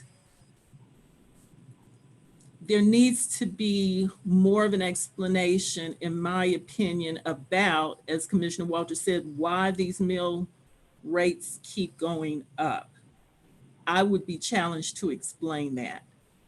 I'm also at this time just wondering why we've got some heavy requests here tonight and some others we've been grappling with. We are actually approving the budget several weeks ahead of when we did this last year. And in prior years, I'm just wondering, or really thinking we need at least one more session before Thursday or earlier than that. But at this point with the library board allocations, I'm inclined not to move forward with it. It seems like the only thing we can do as a commissioner is vote thumbs up or thumbs down on it. Thank you. Commissioner Johnson. Thank you, Mayor. I was hoping that everybody saw my hand up, but hopefully we saved the best for last on this comment. And I'm joking on that. I'm just glad my fellow commissioners are starting to get on board with something that I've been saying for the past 2 years, and I appreciate Commissioner Bynum for making that point.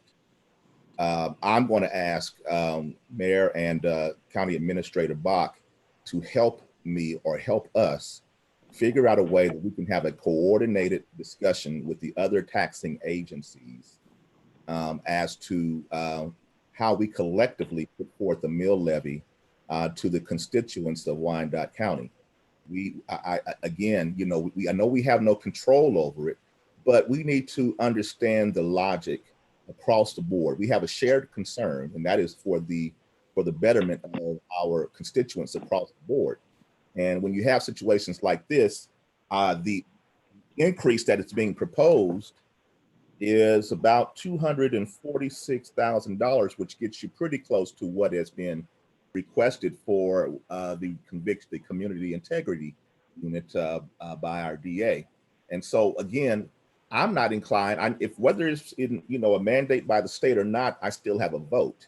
And right now, I'm not really inclined to vote on that, because what I want to do is leverage my one vote in a meaningful way that will get us to the table to have a very fundamental conversation, not to throw barbs at each other, not to tear down. Well, no, we need to tear down the silos and really get a chance to understand each other. We're all in this together. All of us are in this together. And so it just does not make sense that we are not at some level. And I don't know, Mayor, if that would be the superintendent and the president of the community college and so on and so forth, and you, or it would be with Administrator Bach and the CFO, or the CFO level. I don't really care. I just feel like we need to have a fundamental conversation across the board with all taxing entities so that we can work together as a meaningful way to bring about the betterment of our community. So I'm not inclined to vote for this tonight either. I think those funds could be put for other purposes at this particular time. So I yield the floor with that. Thank you, Mayor. Commissioner Philbrook. So I have a point of information question. What happens if we choose not to vote this up or down or don't bring it forward? What happens legally? This is Angela Lawson again. The libraries could probably go to court to get a mandamus, which is enforcing, a governmental entity to do an act which is required. And since this is required, and again, we're not talking about the District 500 levy. We're talking about Right. the county levy, because you don't officially do anything to enact that. You just do the county library portion of it. Right. But that is, sort of the legal duty as it stands now. So there could be a mandamus action to enforce that. So here's my question, Angela. How much is that going to cost us to pay for that? Because we'll have to pay for it. Well, you do have in-house counsel. I know, but it takes time and that Right. costs us money. So, I mean, that's all things to consider, and so is it worth it to us to fight it this time versus? Right, it may be something to take a look at changing to see if there's a way to charter out in the future or cap in the future. But that would take long, that would be for next year's budget. I mean, I think I'm hearing other commissioners saying that we need to really at possibly changing things. And I don't know how everybody else feels about this, but I know that we've to change. But it seems to, huh? I'm sorry, to change like the District 500 mill levy. No, or the nothing. Junior college, that couldn't be done through this process. That's No, state I'm law. not talking about District 500. I'm talking about Okay. strictly this board. This board, okay. Because there's nothing we can do. Not Board. this session. Right, I understand. The AG's opinion clarifies that it needs to be passed along by the board. And again, it is an very odd structure. Well, so here's my comment for what it's worth, is that if we're having problems with this, which we have had for quite a few years now, I really think that we need to be actively looking at what the alternative to doing it this way is, and how can we make that work. And that's my comment on that. Thank you. Ramirez. Thank you, Mr. Mayor. I have a comment and a question. I'll start with my question. It's kind of piggybacking off Commissioner Philbrooks. If we were, let's say, we still went through and we voted on it and it didn't pass, could the library board still take that legal action, or would they have to go back to the drawing board? It would probably be the libraries themselves that took it and not the library board, because the library board is appointed by the commission. Oh, sure. Okay. Okay, thank you. For my comment, I would agree with the other commissioners of we need to have a coordinated conversation of all taxing jurisdictions, because when I hear constituents and they come to me, they think we control all the mill rates. And I tell them we're only one portion. There are several other, there's the community college, the USD, the library, and that we just need to have that communication going forward, not just this one time or next year's budget, but every single budget from here on out. We need to have a coordinated conversation. Thank you. I'm going to comment on, a coordinated effort. I guess the question would be, what is the objective in that conversation? And depending upon the objective, who would it involve? Because if we want to have a coordinated conversation, it's the elected officials out of each taxing jurisdiction who would need to hear this because they have the ultimate authority, as do we, over the mill levy. And so while trying to coordinate that kind of event, it would be quite large. And I think one of the concerns I would have is if they ask the same of us is really, I understand, Commissioner Johnson, your statement that this is not to, cast aspersions or throw barbs at everyone, but it's almost as if we're saying we're tired of being blamed for all the mill levies, and we want you to take responsibility and lower yours. And at the same time, they would say the same to us. And it would seem to me that if we really want that message to get across, then we should reach out to our own elected officials on the Turner School Board, KCK Public School Board, all those taxing entities. We have our means of expressing our concern, as does any other citizen. So those are my concerns in having this conversation. Finally, I understand that this was done in prior years, and the effect was really for us to be told, what I understand, we were simply told, well, we will set the mill levy where we think we need to set the mill levy. So I don't want to do a conversation that's just going to be a show because if we've done this conversation before and people still hold us responsible, then how do we think that kind of conversation, that kind of coordinated effort is going to permeate through, people will get that message. Now I'll move on to Commissioner Townsend. Thank you, Mayor. I want to go back a point of clarification to the counselor who's still on the line, and this goes to what I think Commissioner Ramirez brought up. Are you saying, Counselor, that we as the commission do not have the right to say yes or no on the proposal? Correct. There was some. You're simply levying the what's been decided. It's not like the Schmid, where the Schmid, they make a recommendation and then the Board of Commissioners decides whether or not that's appropriate, or you may adjust it. It's not that type of action. This is simply you're just voting to collect it. We're voting to collect it. We're not voting. Right.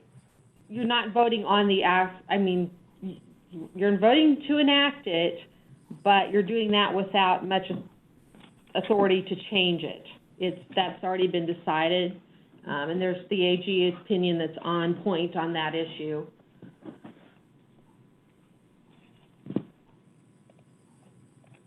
So we're agreeing to collect it as it's been sent to us. And I think is that correct?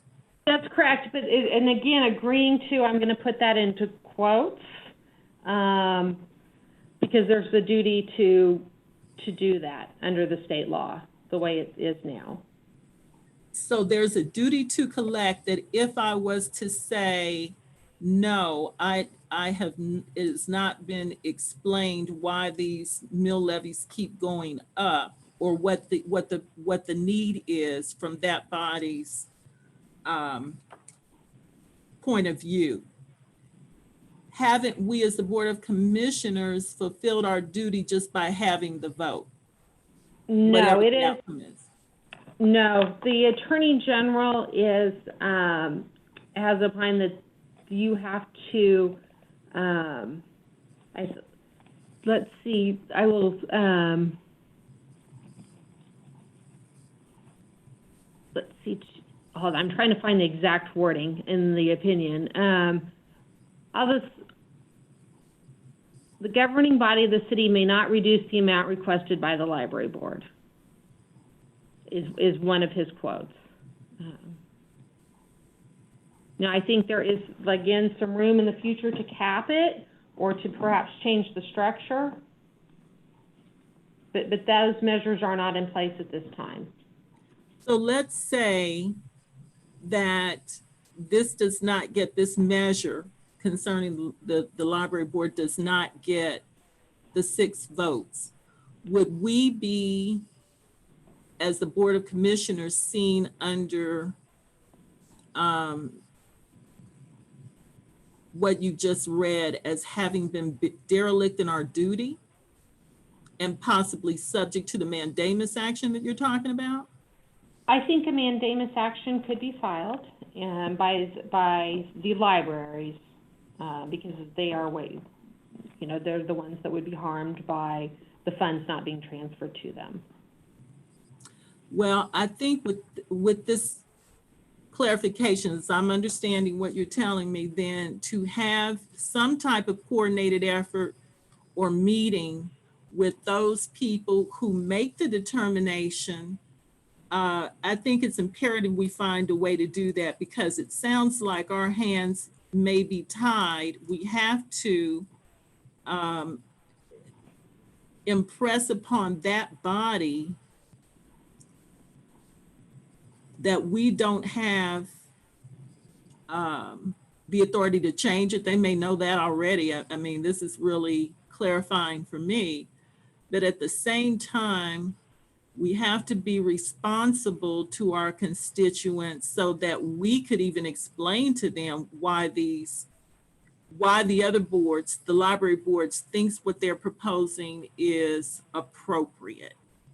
So it may not be for further discussion today, but I do believe that we as the Board of Commissioners need to have some type of hearing or special session or something, as we've done in the past. It's been a while, with the BPU even, so that it is impressed upon them that constituents look to us as the setter of all these rates. When I have told my constituents who've called that they need to share those concerns with the other elected officials who sit on those boards, but people are going to look to us. So I think it's imperative that we have that meeting, that conversation before this time next year with the board, its representatives. Thank you. Commissioner Bynum. Thank you, Mayor. Could we go back a couple of slides to the mill levy rates?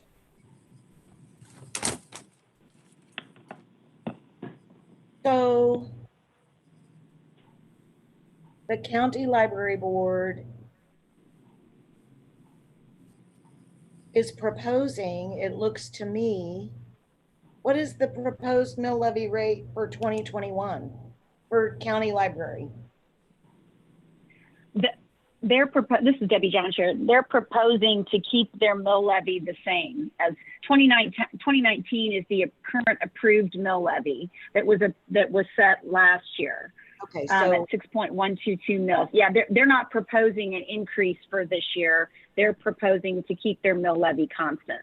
Okay, thank you. So there is no proposed increase in the county library mill levy rate for 2021. It's going to stay at 6.2 mils. So it's the same rate that we adopted last year at this time. And it is our appointments to this board that set that mill levy rate. It's not some other elected body. It is our very own appointments onto this library board that have proposed 6.122 mils for 2021. This is Angela Lawson again. That is correct. And I have the very awkward disclosure to make that I am, in fact, on that board. So I do need to clarify that. But yes, there was no raise in that. Thank you very much, because what I was going to suggest was that you hadn't, number one, I had not seen a proposed mill levy rate increase for the county library mill levy. And that if we're concerned about that, we need to be speaking to our own appointments onto this board to have them bring forward and explain to us why would they propose a mill levy rate. So those are the 2 points that I wanted to make. And with regard to the mayor's concern about the convening of every elected official, I completely understand your concern. I will say that I'm unaware of any such convening since I've been elected, which is 5 years now. There may have been something prior, but what was in my mind along the means of convening every elected body in Wyandotte for that conversation was simply to start from a place of our goals, where they overlap, where we agree, and where efficiencies could be possibly found, going from where our strategic goals and visions might overlap, and then take it from there. So that's what had always been in my mind as we talked about convening the entire group of anybody that has the ability to levy taxes in our town. So with that, I'll conclude. Thank you. Commissioner Markley.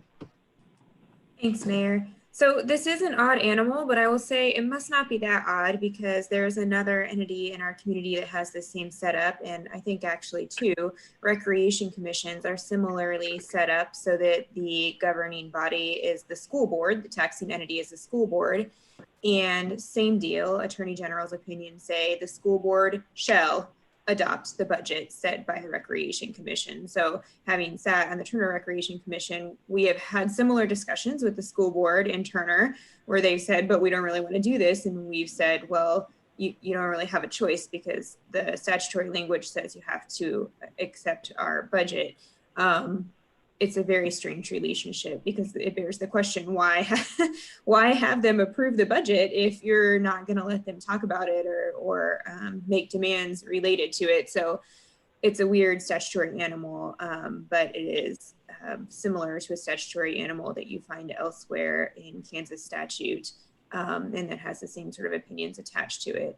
I would piggyback on what Commissioner Bynum said, which is that we each have an appointment to this board. So one course of action would be if you are concerned about the taxes being levied by the library board, you should be speaking to your appointment because that board sets the budget, just like we're setting the budget for the unified government accounts. I'm not opposed to having a discussion with other taxing entities. I'll be honest, I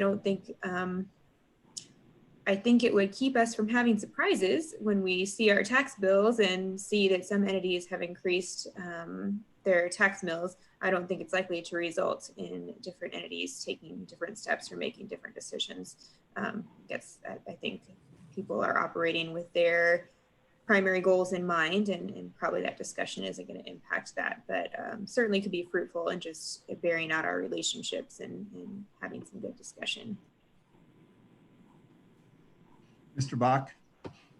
Thank you, Mayor. I just wanted to provide that I think a point or an option for the commission to consider here is Ms. Lawson has pointed out when she's using the term chartered out. I think since it's not a consistent application across the state of Kansas, our opportunity may be there for us to home rule out of this.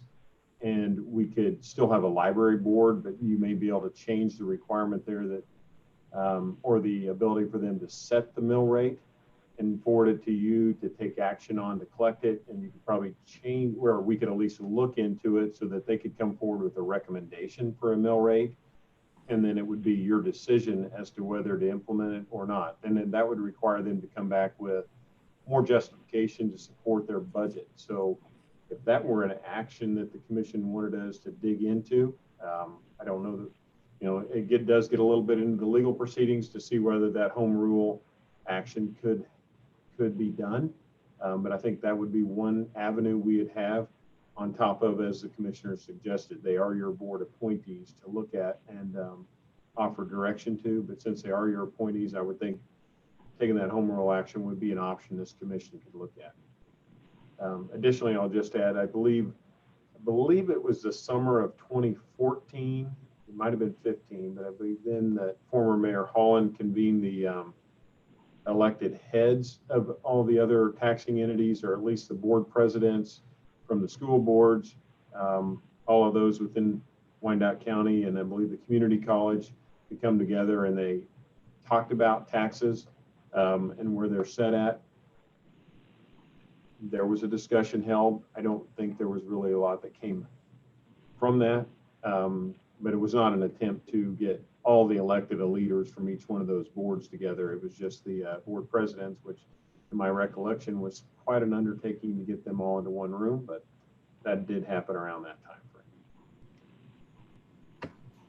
Thank you, Commissioner Burrows. Thank you, Mayor. I believe there has been discussion about possibly sending a letter addressed from the mayor and the commission to all taxing entities, requiring them to hold the line on taxes as much as we possibly can. And it was stated we can't mandate those types of comments. But I will share with you, Mayor, that as elected leaders and partners in this process, when it comes to taxation, we all have a responsibility to represent our constituents. We have a different opportunity here. We have new leaders, Mayor, including yourself, that have different working relationships. We also have new leaders elected to other positions that we should be at least reaching out and communicating the pressures that increased mill levy increases as well as the increase in taxation is causing on our community. Now, there's a way we can stop this. We can vote no on the budget. We don't have to accept what they present to us. We can vote no on the budget. And when the pressure begins to be applied to those who are continuing to put pressure on us to support budget increases, we can have those discussions. I might submit, Mayor, again, that I believe under the previous administration, I was in leadership in Topeka, and I had made a suggestion to Mayor Holland that there be a letter sent by the elected leaders of this body to request some sort of a meeting or advise them to be aware of the burden on taxpayers from the continued increase in taxation. And nothing behooves us from doing that. And I believe that we can opt out under home rule because it's not consistent across the state, and those inconsistencies may very well help us do that. But that is for our legal counsel to discuss. But I just wanted to bring up the proposal that this is not much different than the BPU bill that our constituents get. We address the pilot, but yet when the BPU bill goes out, they look at the BPU for their rate increases and what's happened. There's that ambiguity there. And as I stated, I truly believe that either a meeting or a strong letter stating that we are aware of the burden that increased mill levies or increase in taxation is causing on the community, what it does, and we're willing to sit down and have that discussion. And again, I would suggest that I believe that the other elected representatives I've spoken to from other taxing jurisdictions are quite aware because they hear from their constituents as well. Not everyone misunderstands that not everyone believes that all the taxes come from the UG or that all BPU fees come from the UG. There are people out there who do understand all of this. And I believe they are communicating with the people they elect, and I think they're quite aware of it. I'm really opposed to any kind of presumption on our part that we are going to lecture other boards, other commissions as to how they need to conduct their business, except as we do that individually.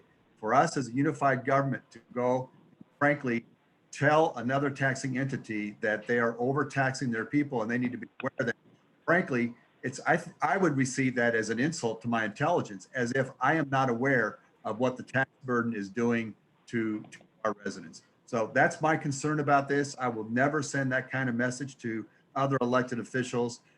We from Topeka, frankly, all the time, that the tax policies that were proposed during this past legislative session simply were taking out of the hands of local jurisdictions the ability to really care for their residents as they see fit and to be held accountable for any tax increases that we might see fit to impose because we're trying to provide a certain level of service. And just as when at the state legislature level, they try to tell us that they're control from us over making the decisions we need to make taxation. I frankly don't receive that well. And I'm well aware, as I'm sure each one of us is, the responsibility we have to maintain and reduce tax burden. And I'm assuming, based upon my conversation with other elected officials and other taxing jurisdictions, they're quite aware of that as well. And I think we ought to respect what they're doing and give them the benefit of the doubt. And if they are not responding to their citizens, that's going to be on them.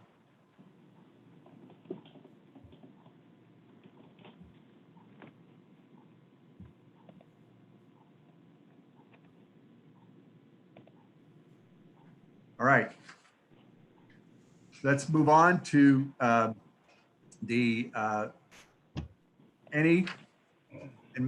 Mr. Bach, would you describe if there are any changes that commission would like to make to the budget, the process, so that the public understands what that process is? Okay. So today we have before us the proposed budget that we went through with several workshops prior to, but then it was submitted to the commission the end of June. If there are any amendments the commission would like to make to the budget, as we go through these workshops, that's really the time to come in and say, okay, we want to add expenses here, take away from it there. I mean, with one thing to recognize, for each action of the commission, there's a reaction. So where we're going to pay for something, we have to figure out where we're going to bring the revenues for to balance that. So basically, it's an amendment. In previous years, we've affectionately referred to it as a yellow sheet because we've done it on a yellow sheet of paper. So a lot of times that's what we'll call it, is just we're attaching a yellow sheet, but it's basically amendments that are going to what's proposed out there for a budget. And then that is, I get direction from the commission to do that. We'll prepare that and then have that available to go with the commission on the adoption Thursday night. Thank you. So I think that'll bring us to the topic that Commissioner Bynum raised, and that is the proposal for continued funding the fire station at Fairfax. Mayor, are you asking me to speak on this now? Yes, thank you. Sure, thank you. I'll just bring it forward in the hopes for the conversation, and there have been many. I would only reiterate that I continue to appreciate the mayor for allowing the small task force to meet. That group came together over a period of more than 4 hours. And what I had brought forward several weeks ago with options for funding out of special funds was simply a way forward to keep the Fairfax Fire Station operating in its current capacity while allowing us an option for being able to open the Piper Fire Station, which is brand new and ready to be open and occupied. That's the discussion I was hoping to have. We have seen several communications since then. One from Mr. Bach last week. I would say maybe as a warning that using those funds is not well contemplated. And then today we received a communication indicating that using funds outside of those two options, such as moving funds away from a CMIP funded project is simply not allowed. That is what I read Ms. Von Atchen's communication to mean today. But I would only reiterate that I personally never advocated for moving funds out of another department or away from another project. I never advocated for cutting a service or furloughing another employee. My suggestion was that we borrow out of the two funds that were identified that might be able to tolerate the borrowing. And so that's what I'm just asking us to contemplate today. I don't know if I'm being overly optimistic or not, but I continue to have confidence that the funding to keep all of our fire stations operating can be located.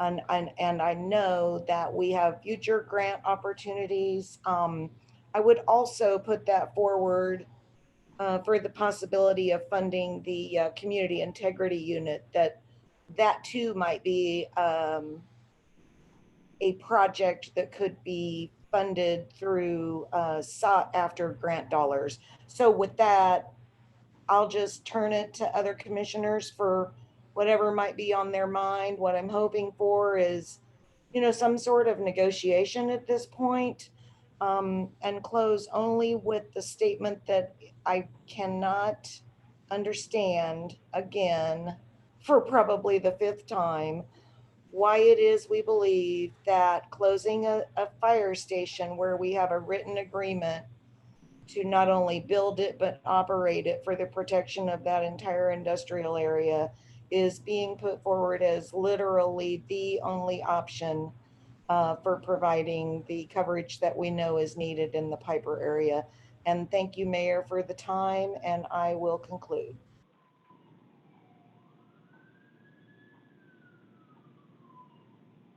Johnson?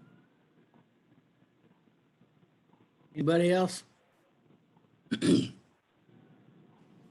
Go ahead, Mike, and I'll come behind you. Commissioner Johnson? No, Harold, you go first, please. All right, thank you. I appreciate this dialogue that has been presented.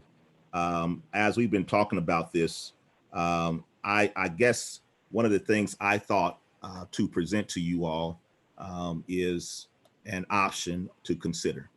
And that is either delaying the funding for the Piper station or temporarily closing the Fairfax station for the remainder of this fiscal year, with the commitment from the commission as a whole that we would work to find the funding for both in the following fiscal years. So in that way, we would not be permanently closing either, but hopefully buying time, as Commissioner Bynum has already said, to figure out if there's a way to be able to find funding for both. And so I just want to put that out there. If it sticks, great. I just want to try to be part of the solution to this.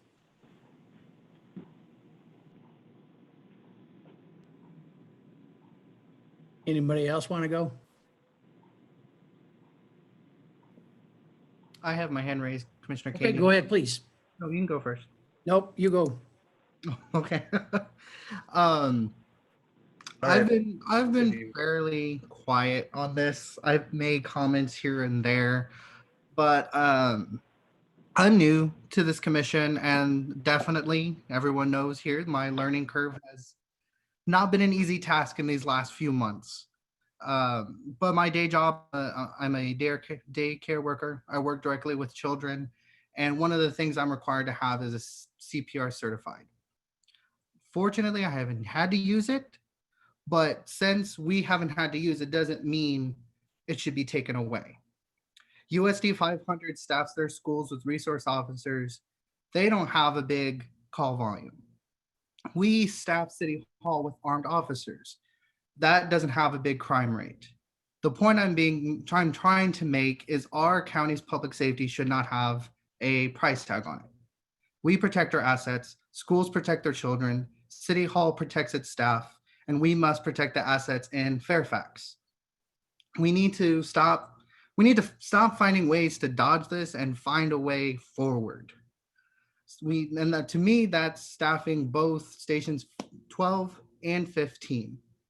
And a thing that I've been looking over and racking around in my brain, it seems that every time we have this discussion, the explanation that we get from administration as, well, this is the direction that was given by the commission at that time. That was a past direction. It seems that a big portion of this commission has given a new direction, and it's the administration is not listening or following the new direction that is being given. And so I think Reverend Matlock put it perfectly, that this is the community's budget. And the community has spoken, especially with this fire station. And I hope that we don't ignore the community when it's their budget. So I hope that we as a collective body, as a governing body, we keep fighting for our community and fighting for transparency, not for ourselves as a governing body, but for the communities that we represent. We need to listen to them. Thank you.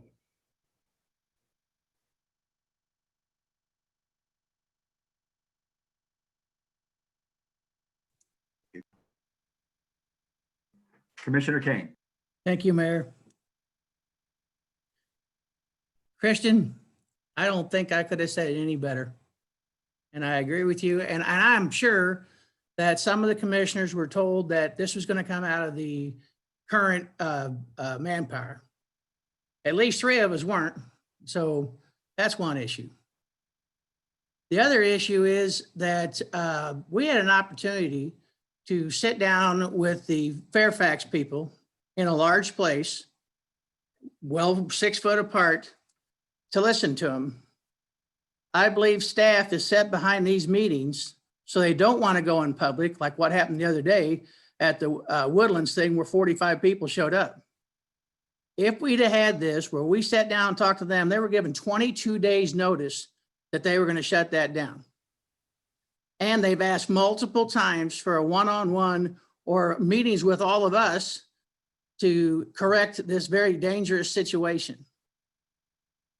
I don't like Zoom, and the virus is terrible, but we could have met, we could have sat down, we could have talked about what was going on. But it's been 3 years and 10 months. And then when I brought that up last week about a park, all I was asking for was 2 picnic tables, 3 picnic tables, maybe, and a little place to cook, not $1 million. We've been led astray by the numbers that they say it's going to cost this much to do this and this much to do that, and we already have the equipment. It is difficult for me that I sat there, and when we voted on this, I thought, man, this is the greatest thing that we have done since I've been on the commission. All of us were in unison with the vote. We all wanted it to happen. And they built the hotel over in Kansas City, Missouri before they built the fire station.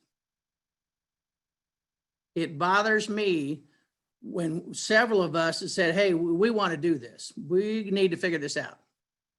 And staff continues to tell us, nope, that's not the plan.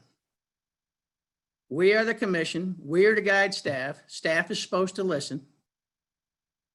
And last week when it said it was political, my history is safety.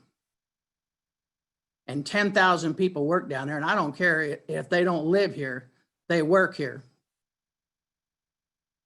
And that's probably one of the biggest insults that I've gotten, saying this is all political. It's about saving people's lives. Our community deserves to be served, be deserved fully. We shouldn't have to go through all these roadblocks. We should get this done and go about our business. But like what was said earlier, when we've given you direction and all we do is run into a brick wall and say, nope, we're not doing it. Just like last week when Doug said, when I talked about the park, he said it's $1 million. It's not $1 million. It's not $10,000. But $1 million for a 2-acre park, that's been misleading, misguiding, and absolutely wrong.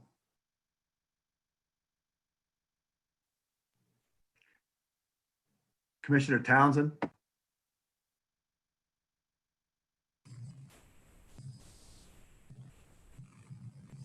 I think I'm unmuted. All right, thank you. As in-district commissioner for Fairfax, it really pains me to contemplate that there won't be a station there. But also as a commissioner for the entire district in and out of Fairfax, and as a UG commissioner, I have to look at what we have the resources to do and try to be responsible for all of these issues that have come before us, not just the fire station aspect, but the other things that I've contemplated over the weekend that will not be in the budget, services for which we're saying we do not have the money. I want to thank Commissioner Kane for trying to come up with an idea that may be plausible from capital maintenance. And I too read the letter from our CFO, which cautioned against it, but it was a good try. I also spent the weekend going in a lot of places in my district and outside of the district, and I was disheartened to see how our city is beginning to look because the impact that has hit us already with the budget, not being able to cut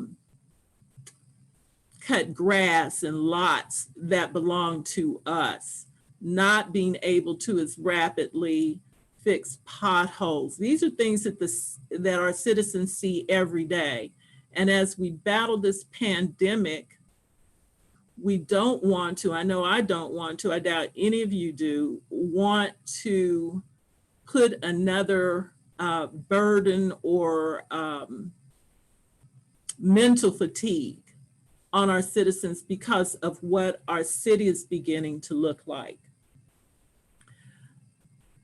I too put forward a suggestion several weeks ago when we talked about, the task force that was not gender neutral, but financially neutral to the budget, which would split Fairfax personnel. Sometimes they'd be in Fairfax and sometimes they'd be at the new facility. I know that is not the ideal, but it would not be any more of a burden on us financially if we wanted to keep it open. And I think it would also give us the opportunity to see whether 5 can consistently meet the expectations that were set forth in the facets proposal. I think one of the commissioners mentioned a couple of weeks ago, asked the question, if having Fairfax there was not financially efficient, why hadn't that been closed before? Well, probably because there had not been the facet study. So there had been nothing for us to contemplate. And that was the purpose, as I understood it, of the study, to see where efficiencies would lie or how we could be more efficient. I am reminded that dealing with the Fairfax issue is not the only thing we're going to have to address as a body, with other areas of the city where we have citizenry exposed because the response time of 4 minutes by the National Fire Protection Association is not being met. So we have to look at not only how we're handling this, but how we might approach those other things as well. So I would ask that we seriously consider splitting the baby if we want to see Fairfax open. Another option would be, because the safety of individuals there was mentioned numerous times, but the numbers indicate that most of the calls there are not responding to fires, but to medical situations. So what would it look like to have an EMT or an ambulance there, or some staffing that would allow for rapid response to deal with medical situations, even if there was not a pumper? I don't know the answer to that, but I know that we have people in the administrator's office and our fire department who could figure that out and come back with it. The key thing is there is a presence there in Fairfax. There will still be a presence at the new facility, but to do so is budget neutral. You know, it pains me to think there won't be, but efficiency is what we also have to consider. Moving on to another aspect, I think we heard it tonight, and I gave a lot of consideration to this over the weekend. I think we have to find some way to fund this community integrity unit. If not in its entirety for 2020 and 2021, at least give the funding that the DA said would get it started, even if it's just in 2020. And I would like for us to go back to him and confirm what those numbers would be and what the head count would be. As I looked at the materials from last week, I think he had a full head count of 2 people currently in the integrity unit, 1 full-time and 2 part-time. And he wants to go to 5 full-time staff. So I would like someone to go back to him and confirm what those numbers were that he mentioned, I believe it was last Thursday, that would at least get him started. And for us to look at the county budget, safety budget, to see if money could be taken from there. So my concern is that we do what we can to remain budget neutral. We know that we're going to have some diminution of services, but we can keep the ball rolling and be fiscally responsible. So thank you.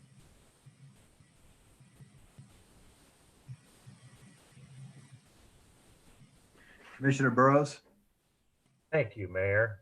I appreciate you recognizing my hand was up. I would just clearly state that I would encourage all of the commissioners to continue to peruse through the budget. I believe there are a number of areas within the budget that some of the issues that have been raised tonight can be funded. It's about priorities. We as commissioners have priorities, and we believe that collectively we should be able to set those priorities. We've heard a tremendous amount of community involvement in reference to the integrity unit, and it'll be interesting to see what direction this commission takes in reference to that. And it's also quite interesting to see the amount of interest that has been put into the fire station in Fairfax and what actions the commission chooses to take on that, as well as the mill levy for the library that has been discussed this evening. As I've stated clearly, I would encourage my fellow colleagues to look through the budget. I would ask that staff look at page 167, dealing with the knowledge department. And I would like a report as to why 5.9 million was spent this year in the CAFR report in reference to, or in the budget book in reference to the IT department. I believe that's $5.9 million that was brand new this year. And it's, we can always pull back 6 months on that and move it into the following year. But there is a number of questions in reference to the CARES money. And I believe it was mentioned the other day by Administrator Bach that any new monies that was to be identified, he would like to have the liberty to put that into services and programs. I truly believe that we're the ones that set policy. We are those that determine where the allocations should go when it comes to setting policy. And I do know I'm not trying to commingle what the administrator's responsibilities are and what our responsibilities are, but by ordinance, by law, as well as by charter, those are delineated. And I would encourage us to be mindful that we have an opportunity on this budget to have input. And should our input be ignored and continue to have roadblocks that come forward, Mayor, I would hope that we continue to move forward in a collaborative effort to do what's necessary to lead this community forward. And this division over some of the items that have been here tonight to be blamed on COVID is just another stalwart in reference to us being able to get to the real issue, and that's the identification of some of the questions within the budget. Mayor, thank you for recognizing me. To my colleagues, stay safe. Commissioner Johnson.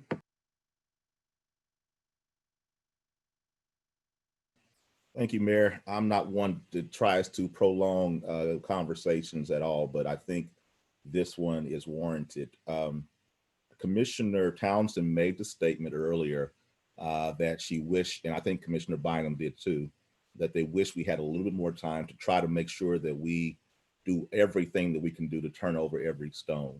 So I'm wondering, and I'm asking the question to, I guess, Administrator Bach, and to you as well, is what reason is there for us not to move the final approval of this budget back by at least 1 week, maybe 2 weeks, but I'd say at least 1 week, so that we can continue to try to flesh out some of these issues that, you know, clearly there's not agreement on this commission right now, and I'd like to do all we can do to try to make sure that we're turning over every rock. And you know, I've made an option, I've given an option, and no one has, as it relates to the fire station, no one has come on board with that. Commissioner Townsend has given an alternative option.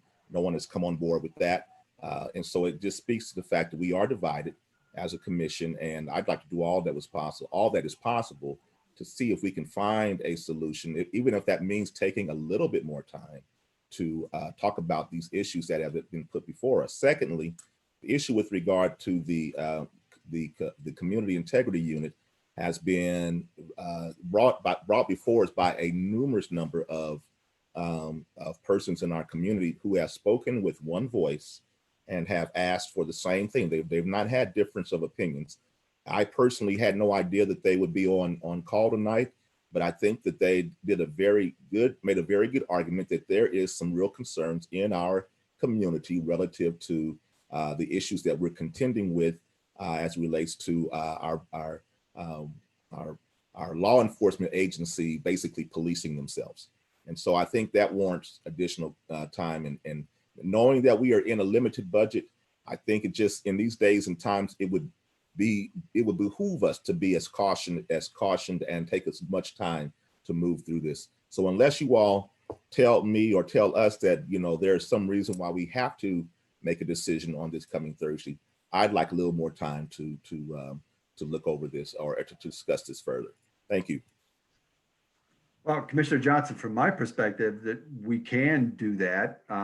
I do think that it's going to affect some schedules, but I would say this: I'm not convinced that we are divided, that we're going to come to the agreement. I mean, in my opinion, it seems to me that, you know, as much as we would like to say there is no price tag, everything has a price tag. That's why we're meeting. That's why we have the disagreement here. When we choose one priority, we have to set something else aside.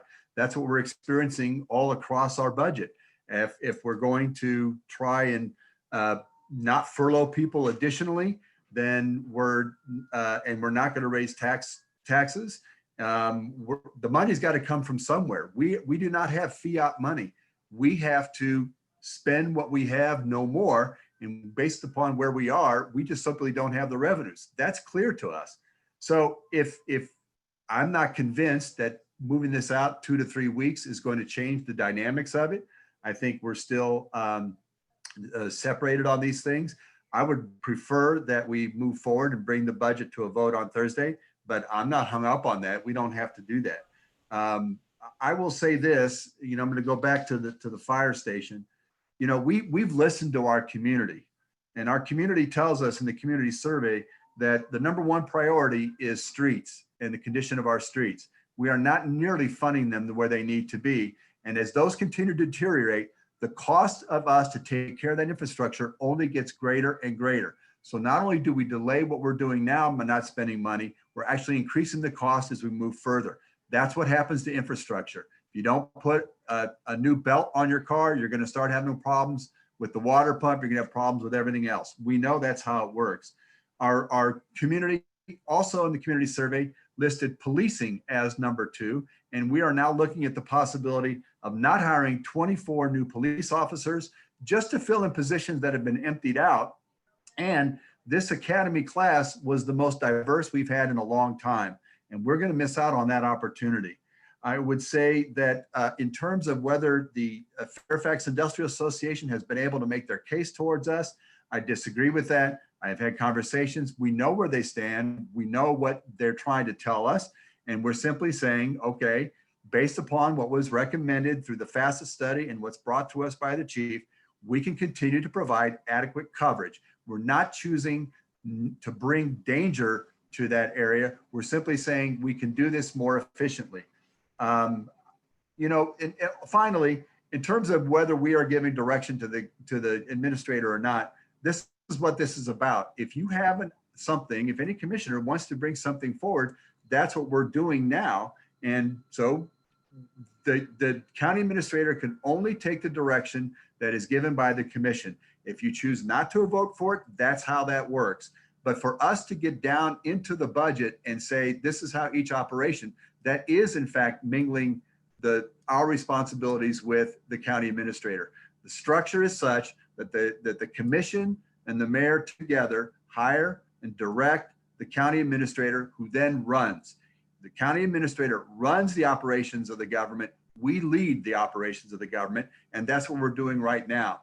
But finally, I would say is if there is other places in the budget where we believe there is money hidden, please bring that forward. But frankly, I did not hear that in that small task force meeting, that there were these places within the budget that we are wasting money or that money ought to be redirected, because everything, in my opinion, practically everything I've seen from this unified government, we operate very lean already.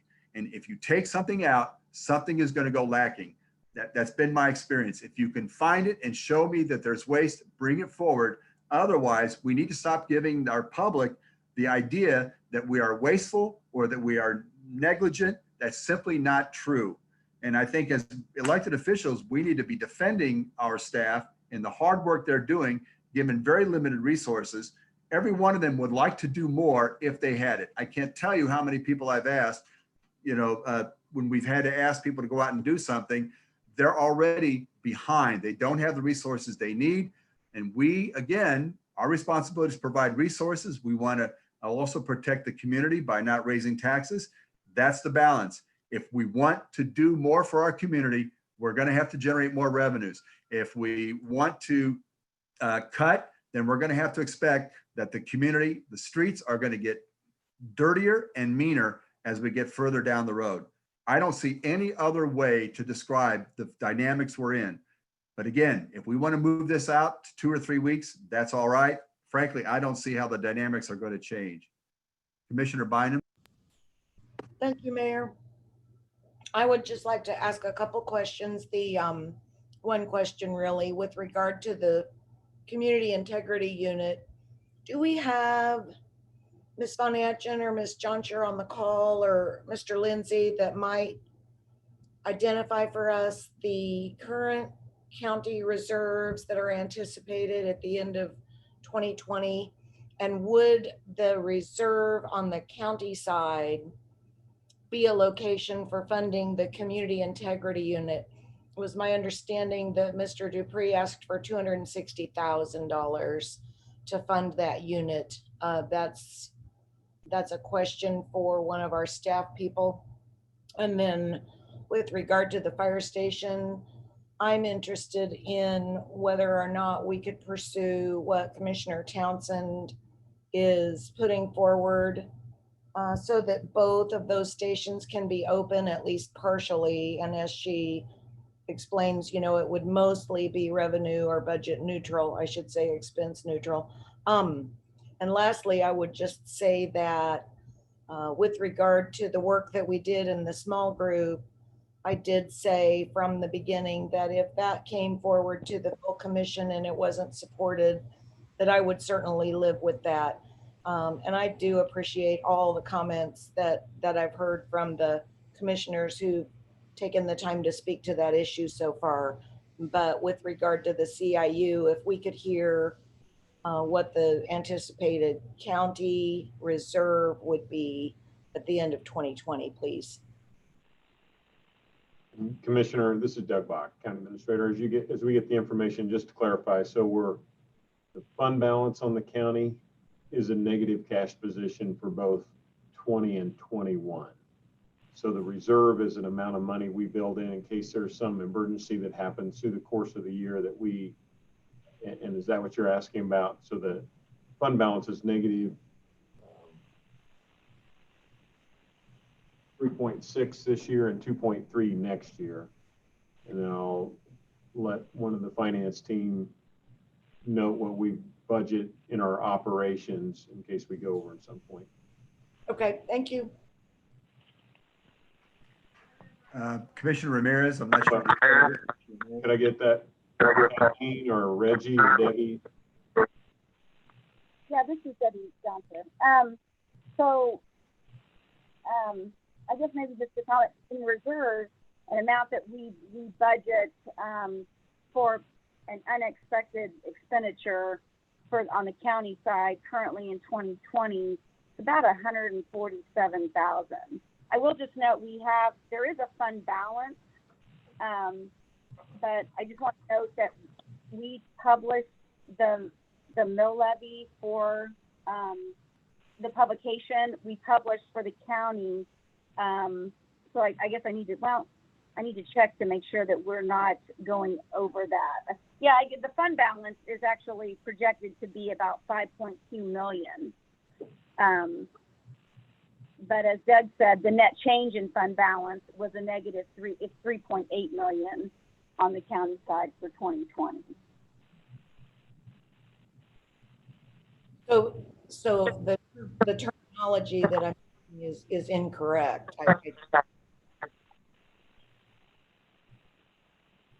I'm sorry, I didn't hear all of that. I just commented that I'm using the wrong terminology. Are you asking what the fund balance is estimated to be at the end of 2020, or were you asking about reserves that we've built into the current budget? Actually, why don't you tell me both of those things? I think I heard Mr. Bach say the reserves would be in a negative position. That's correct. Well, that's the net change in fund balance is a negative 3.8 million. That's the difference between what we take in revenues versus what we're spending in expenses. Okay, so then the fund balance. And then the fund balance is 5.2 million.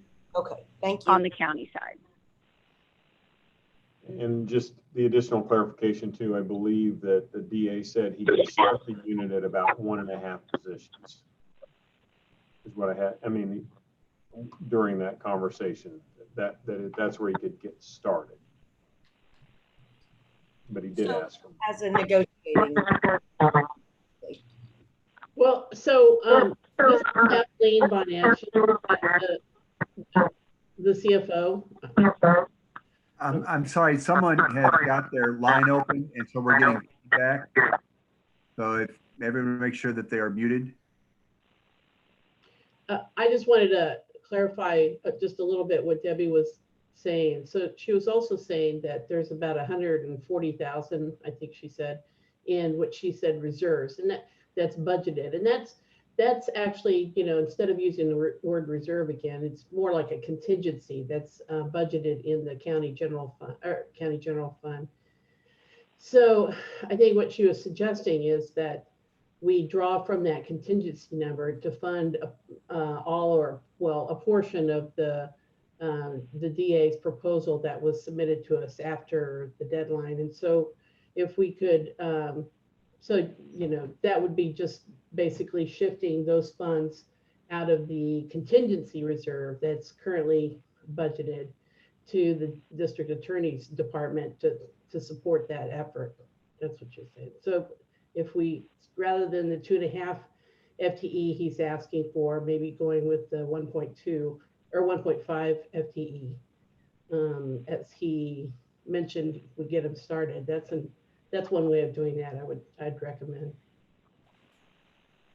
Thank you. Commissioner Ramirez. Thank you, Mr. Mayor. I have a quick comment and then one question. I'm gonna start with the question to Commissioner Johnson, if he could describe his proposal one more time. Yes, thank you, Commissioner Ramirez. My proposal was simply to keep both, not to permanently close down both stations, either station. It would be to either prolong, or it would be either to suspend funding for the Piper station until fiscal year 2021, or whatever the next year is. I don't know. I'm going to make sure I get the right years, and or to temporarily close the Fairfax station for the remainder of this fiscal year.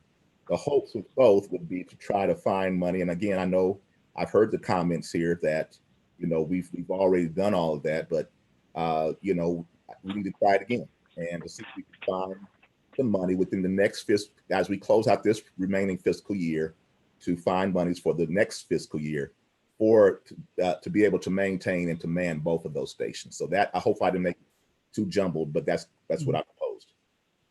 Okay, thank you. No, that makes a lot of sense. Thank you. For my comment, I do want to thank staff for everything that they do. It's not an easy task, especially for the crisis that we're under. None of this is easy. But I want to say it's not fair when I feel like it seems that every time we have this discussion, the comment, it's like our hardworking employees are always the first on the chopping block anytime we bring up this fire station discussion. It's not fair to them. They're already under stress right now under a furlough program. I'm sure as other commissioners, I'm sure we can find it, but we have to sit down and actually do the work together, not divided, not in our silos, but together as a commission, sit down and go through the budget and find places that maybe whichever proposal we choose. But we need to do it together and not divided. Thank you. Commissioner Markley? Thanks, Mayor. So this is maybe more of a scheduling and clarification question. So on Thursday, we only have before us the budget adoption. Is that correct? We don't have a commission meeting following that 5 p.m. Is that right? That's correct.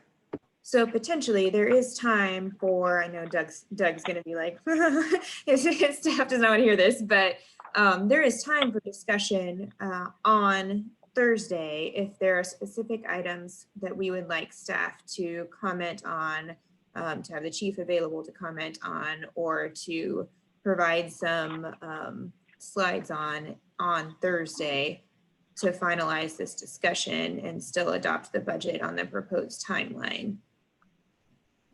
So if we want to know, for instance, whether having only an ambulance at the Fairfax station is feasible, or whether Commissioner Johnson's proposal, whether the chief thinks that's feasible, what that might look like as far as budget impacts, or what it takes to fund half of an employee in Dupree's office, we could potentially see those slides on Thursday before budget adoption. I mean, in some ways, I'm inclined to agree with the mayor that I don't know that positions are going to change significantly, no matter how many weeks we add on. But I also am cognizant that people are asking questions tonight that, you know, they deserve to have an answer at some point. I guess I'm just saying that answer could come on Thursday, and then our positions could be made clear during that budget discussion and to vote immediately following. So Commissioner Markley, you're going to take you up on that to see where we might be. But if the option would be to come together at 5 o'clock on Thursday, I guess the question, would that satisfy? I'm not certain it will. I still think we're going to be at odds over where we go with this budget. You could go through the budget. I don't know how we're going to have enough time as commission to sit through and go through this 300-page budget, more than 300-page budget. And I'm not sure where we would go to find the monies that we are saying are there. I mean, what we depend upon is staff to do the job, county administrator to give direction. We might, where we might cut and how we might handle this. And they've come forward with this. If there are specific things we want to fund up, we would say, if you're going to fund the fire station, then you're going to have to find the 900,000 from somewhere. Come bring that back to us. But we need to have some direction from the commission that, in fact, the majority of the commission, for instance, wants to fund up the continuing operation of the Fairfax station. And if that's the direction of the commission, then that goes back to the county administrator, who comes up with a revised budget on Thursday that then we can vote on. Am I wrong about this process?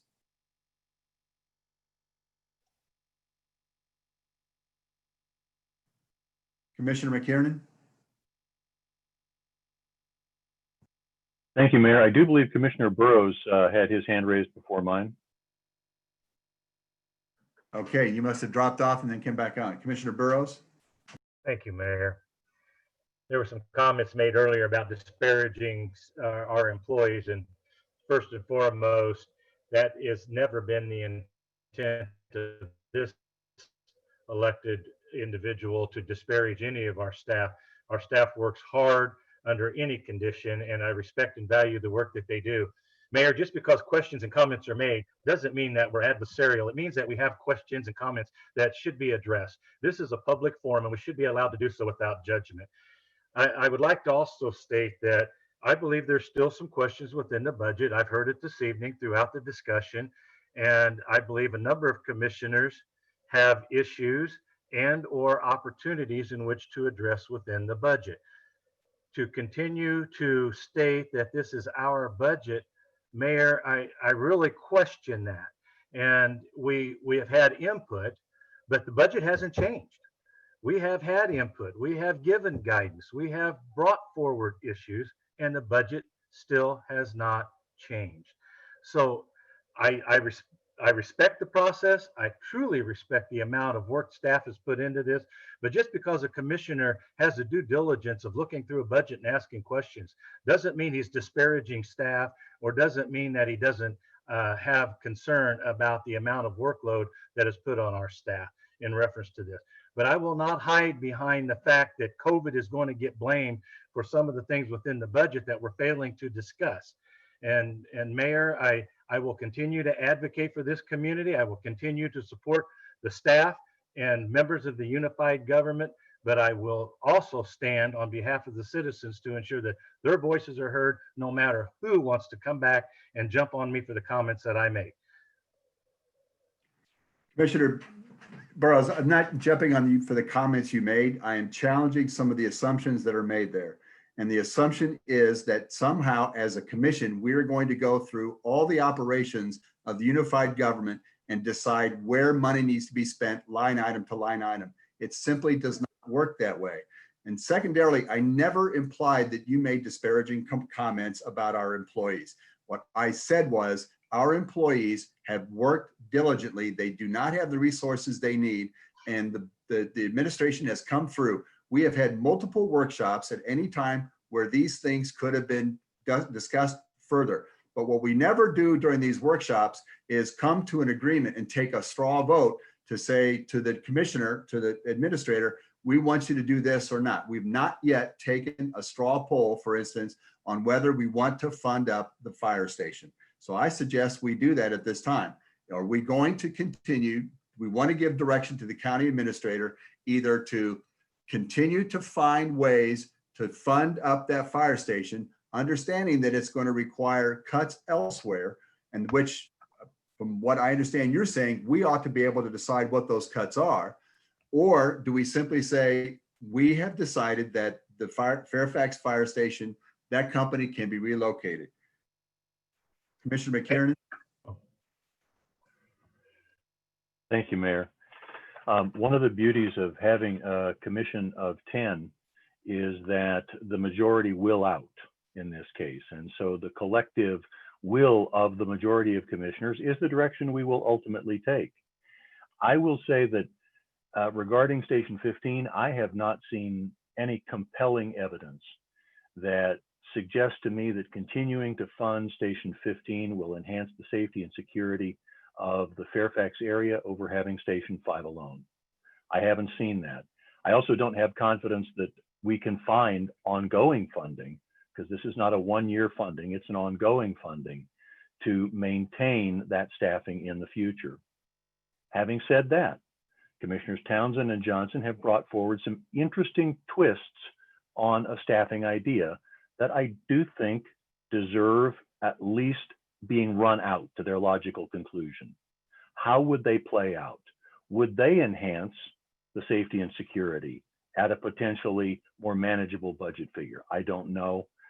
Commissioner Burrows has suggested that there might be some efficiencies that we could still gain that might help to fund this. But as I said, I have not seen compelling evidence to date that continuing to fund the staffing of 15 will enhance the safety and security of the Fairfax area.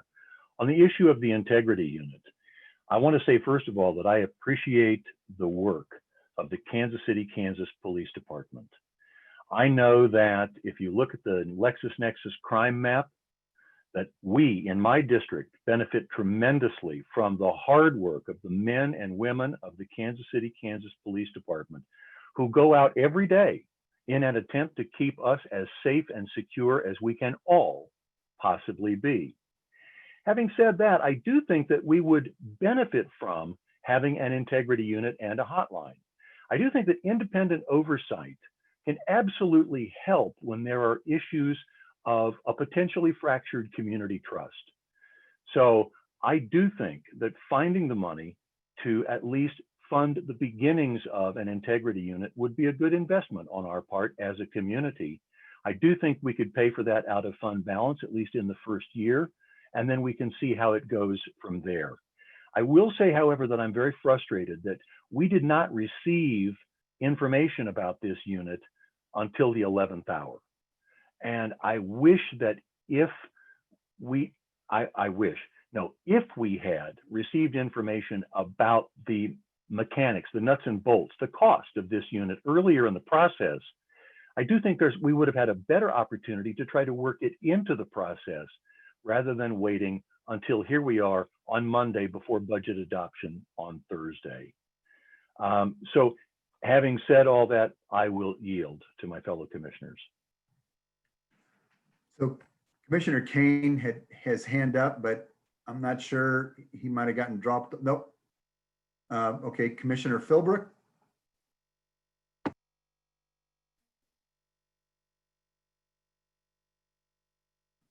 Have to make some of these decisions because a lot of these hurt me as an individual and of a lot of our other poor people that are living in this community, because we have a lot of stuff to deal with right now. And we can blame COVID for some stuff, but definitely not for all of it. I agree that yes, it would be helpful to have an independent group looking at issues that come forth. I know that in the past, in some cases, that we have sent them to the state and or, the Highway Patrol and some other people to do some investigations.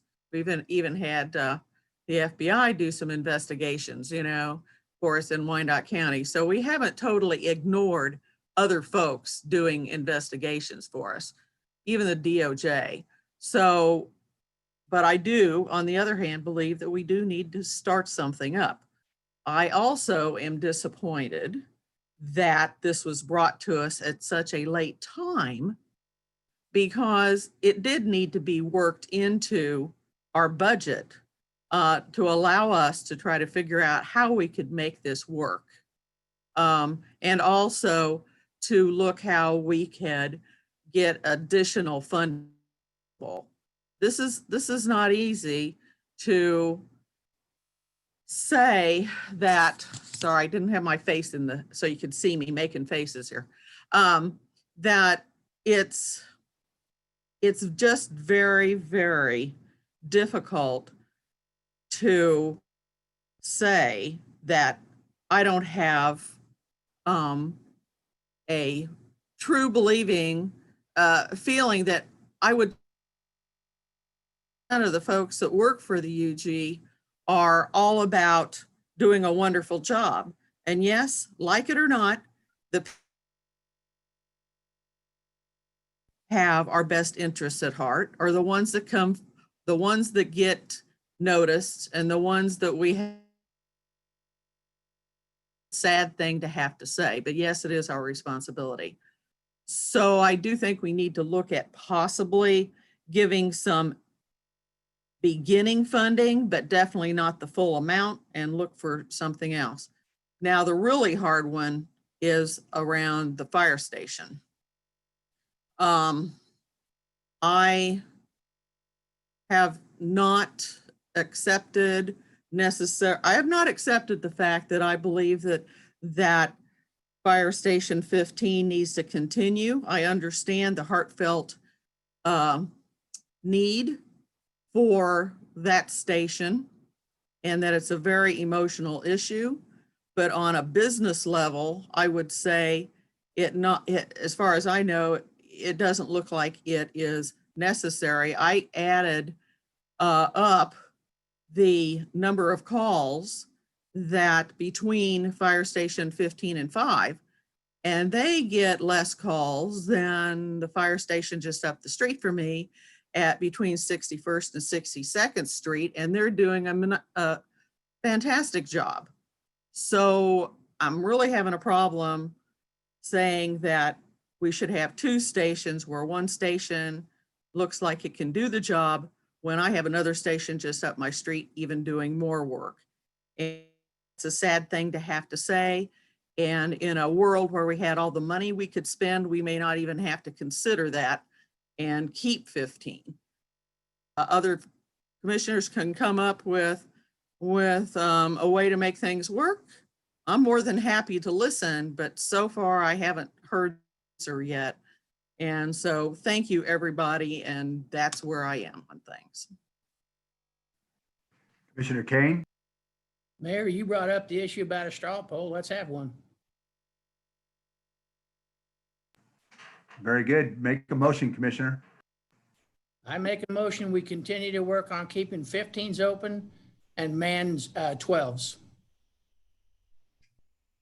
This is Commissioner Bynum. I'll second that.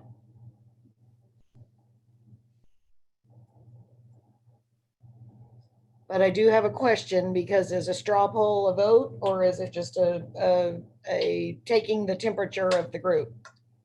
Right. This is to tell the county administrator to find other funding for maintaining operations at Fairfax and opening up at Piper. Do I understand correctly, Mr. Kane? Correct. Mayor? But it's not an official vote, right? Because we're in a special session and we didn't. That's correct. It is not an official vote. So what I'm assuming will happen, what's going to happen is how this goes, that's the direction to the county administrator to come back with whether the same budget or a revised budget by Thursday, I suppose. Mayor, are you suggesting funding other than the funding that was brought forward from the two special funds that we talked about a couple of weeks ago? So I think that would be at the discretion, or I think probably, Doug, I'm not going to speak for you, but I imagine you would come to us with a few options about how to fund that if that's were to be the vote. Thank you. Is that Mayor? Mr. Bach? Yeah, I mean, I think we'd bring forth what the commission group had suggested as removing the money away from the, or I guess looking at the CVB money, and then the downtown redevelopment funds were a couple of the suggestions to take the money away from those funds. Otherwise, we would look and see what other areas we could take away from different operations to move over into this account, unless there's different direction from the governing body with this vote. Mayor?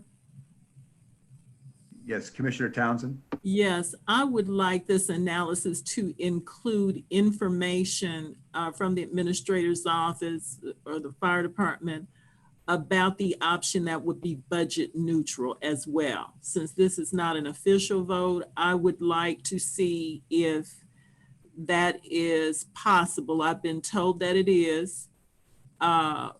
The logistics of it, the fire department have to work out. But in terms of what that might look like, as long as it is budget neutral. Thank you. I'm not quite sure how that works. I mean, and maybe you want to make that could be a separate direction. Okay, thank you. I mean, when you're saying budget neutral, you mean within the operation of the fire department, right? How theirs could be budget neutral. So this is, I think the motion that I heard from Commissioner Kane would want to adding funding into the fire department budget. So we're moving it from somewhere else to put it in there in order to add to the additional personnel. But a separate action could be to look at the neutral perspective. Thank you. Yes, Commissioner Townsend, it would seem to me that we've got a motion for the straw vote to move funding into the fire department to fund up operations of both Fairfax and Piper. Should that not pass, or then you could bring an additional motion that we would examine other methods, ways to solve the problem. Well, I guess that's my point. I'd like to see that done regardless. To see that, since it is what I've been told would be neutral to the budget, I think we should be able to consider that, as well as if other commissioners want to see that we move money from elsewhere. So I'm not seeing it as an either or. You're right, two distinct options. That was my point. Thank you.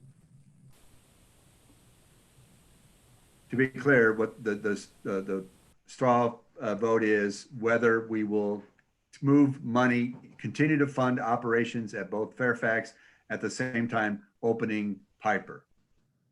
Is that correct, Mr. Kane? Correct. Thank you. So we have a motion and a second. Let's take a straw poll. Would you like for me to do roll call, sir? Yes, please. Okay. Bynum, Yes. Burrows, Yes. Townsend, No. McKiernan, No. Ramirez, Aye. Johnson, No. Kane, Aye. Markley, No. Walters, No.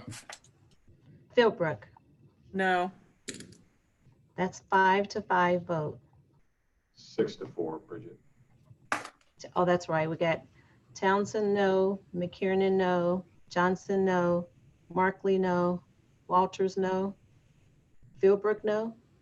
Yeah, 6-4, no. 6-4.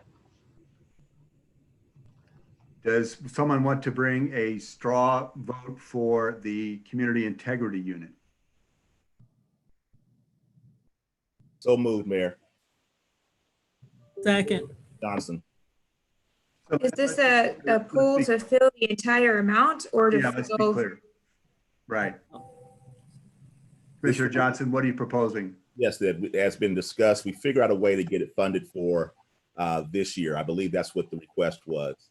And Fully funded, fully operational? Yeah, hold on here. Commissioner Philbrook, you had brought it up, and what did we? I think that's what you were talking about is what I was agreeing, what I agreed with.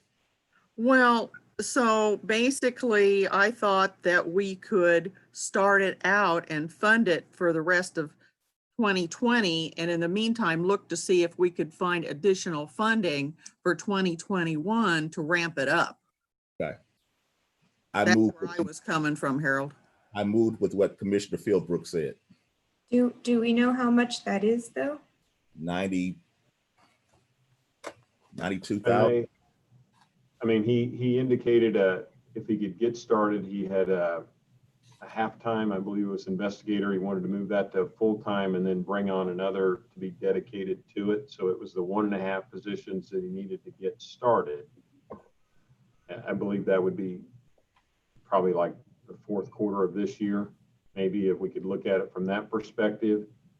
And then would that continue on with that group into next year? And maybe you continue with, I guess I'm giving you a conservative proposal. You can take what you want to. If they continued at that operation for a half a year, that would give you us the ability to see what happens to the budget, and then we know what to do. So we could fund at that level for the last quarter of this year through next year. And then if you decided you wanted to ramp up and add to it next year for the second half of 21, you would have that option. So that's nice, but I still didn't hear an amount. What amount are Well, we talking about? I'm I'm gonna sorry, say you're Doug, to put you on probably- spot. Huh? You're probably in the range of around $100,000 on an annual basis. We'll get the exact number, but that's what I would say would be in that range for an annual. So you're That would be for next year, for the rest of for the 21 budget, it's probably a little over that. But it'd be Okay. somewhere in that nature.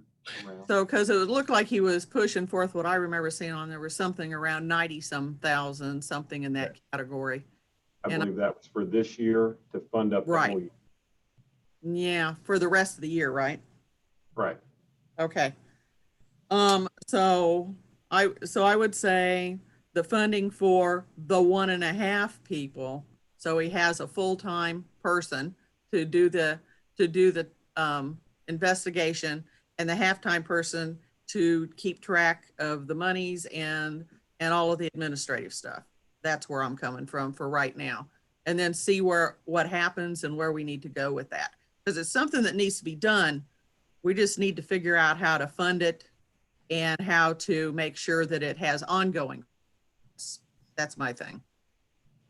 Harold, is that what you're thinking, or I Yes, don't? you said it exactly right the way I was thinking it, and I don't think I'm fast on my feet as you do. So Well, I'm not on my feet right now, but thank you, Harold. So that's what we have in mind, and if that makes sense. So are you seconding that, Commissioner Philbrook? I wasn't the second, I was the first. Second. I'm sorry. Fine, however you want to do it. Whoever you want to put first, doesn't matter to me. Well, we have Commissioner Johnson brought the motion. Now we need. Then I'm seconding it in that fashion. He and I are agreed. Okay, thank you. No problem. And we have Commissioner Townsend. Yeah, Mayor, just clarification. I'm looking at the materials that the DA brought forth because I want to just be clear what the motion entails. In 2020, he wanted to move a part-time administrative person to full-time, and he wanted 2 additional full-time investigators, and that would add $92,000 to the budget. So is that the motion that we're taking the straw vote on? I remember asking him what he could get started with. So it might be something less than that. That's why I recommended earlier we get clarification from him, or maybe the administrator had those numbers. I just don't recall what the reduced amount was that he said. I'm just trying to be clear on the motion. I support us doing something, trying to find that money. He stated this is Doug, Commissioner, he stated during the meeting, at least in my notes, that he felt like his bare minimum to get started would be to at least have 1.5 more positions. I do not know what that cost is. Specifically, that's where I was estimating. I mean, if I look at 1.5 positions, it's probably around 110,000. I don't know what kind of positions those are, to come into it. So it's somewhere in that range, probably, to do that on an annual basis. Yeah, it might even. Doug, this is Reggie. This is Reggie. So for the full year, there's 2 positions that he wanted to add, and then a half position he wanted to add. And so the first investigator is with benefits and everything, $99,000, and the second investigator is $94,000. And then to make the half position a full-time position, it was $32,000 with benefits, and that's for a full year. And that gets us the $260,000 that he talked about. Okay, so if we were doing the part-time position and just one of the full-time positions, That's $131,000 Annually. So annual. if we're just doing 1/4 of 2020, then that makes a difference. Right. So a quarter of it. So yeah, you only need a quarter of it for this year, but then I'd need to build that into the budget for 21 because I'm assuming in January we'll keep them going. This is Commissioner Bynum. Why would we only need 1/4 of this current year? That's because once we load the budget up, it'll be enacted in September, and then they have to hire for the position. So it's possible we wouldn't get someone hired until like October. Okay. So you'll be paying for October through December. Okay, thank you. Commissioner Ramirez? This is for a point of clarification. We're moved away from the fire station straw poll. Now we're on the CIU straw poll. Correct. Okay, thank you.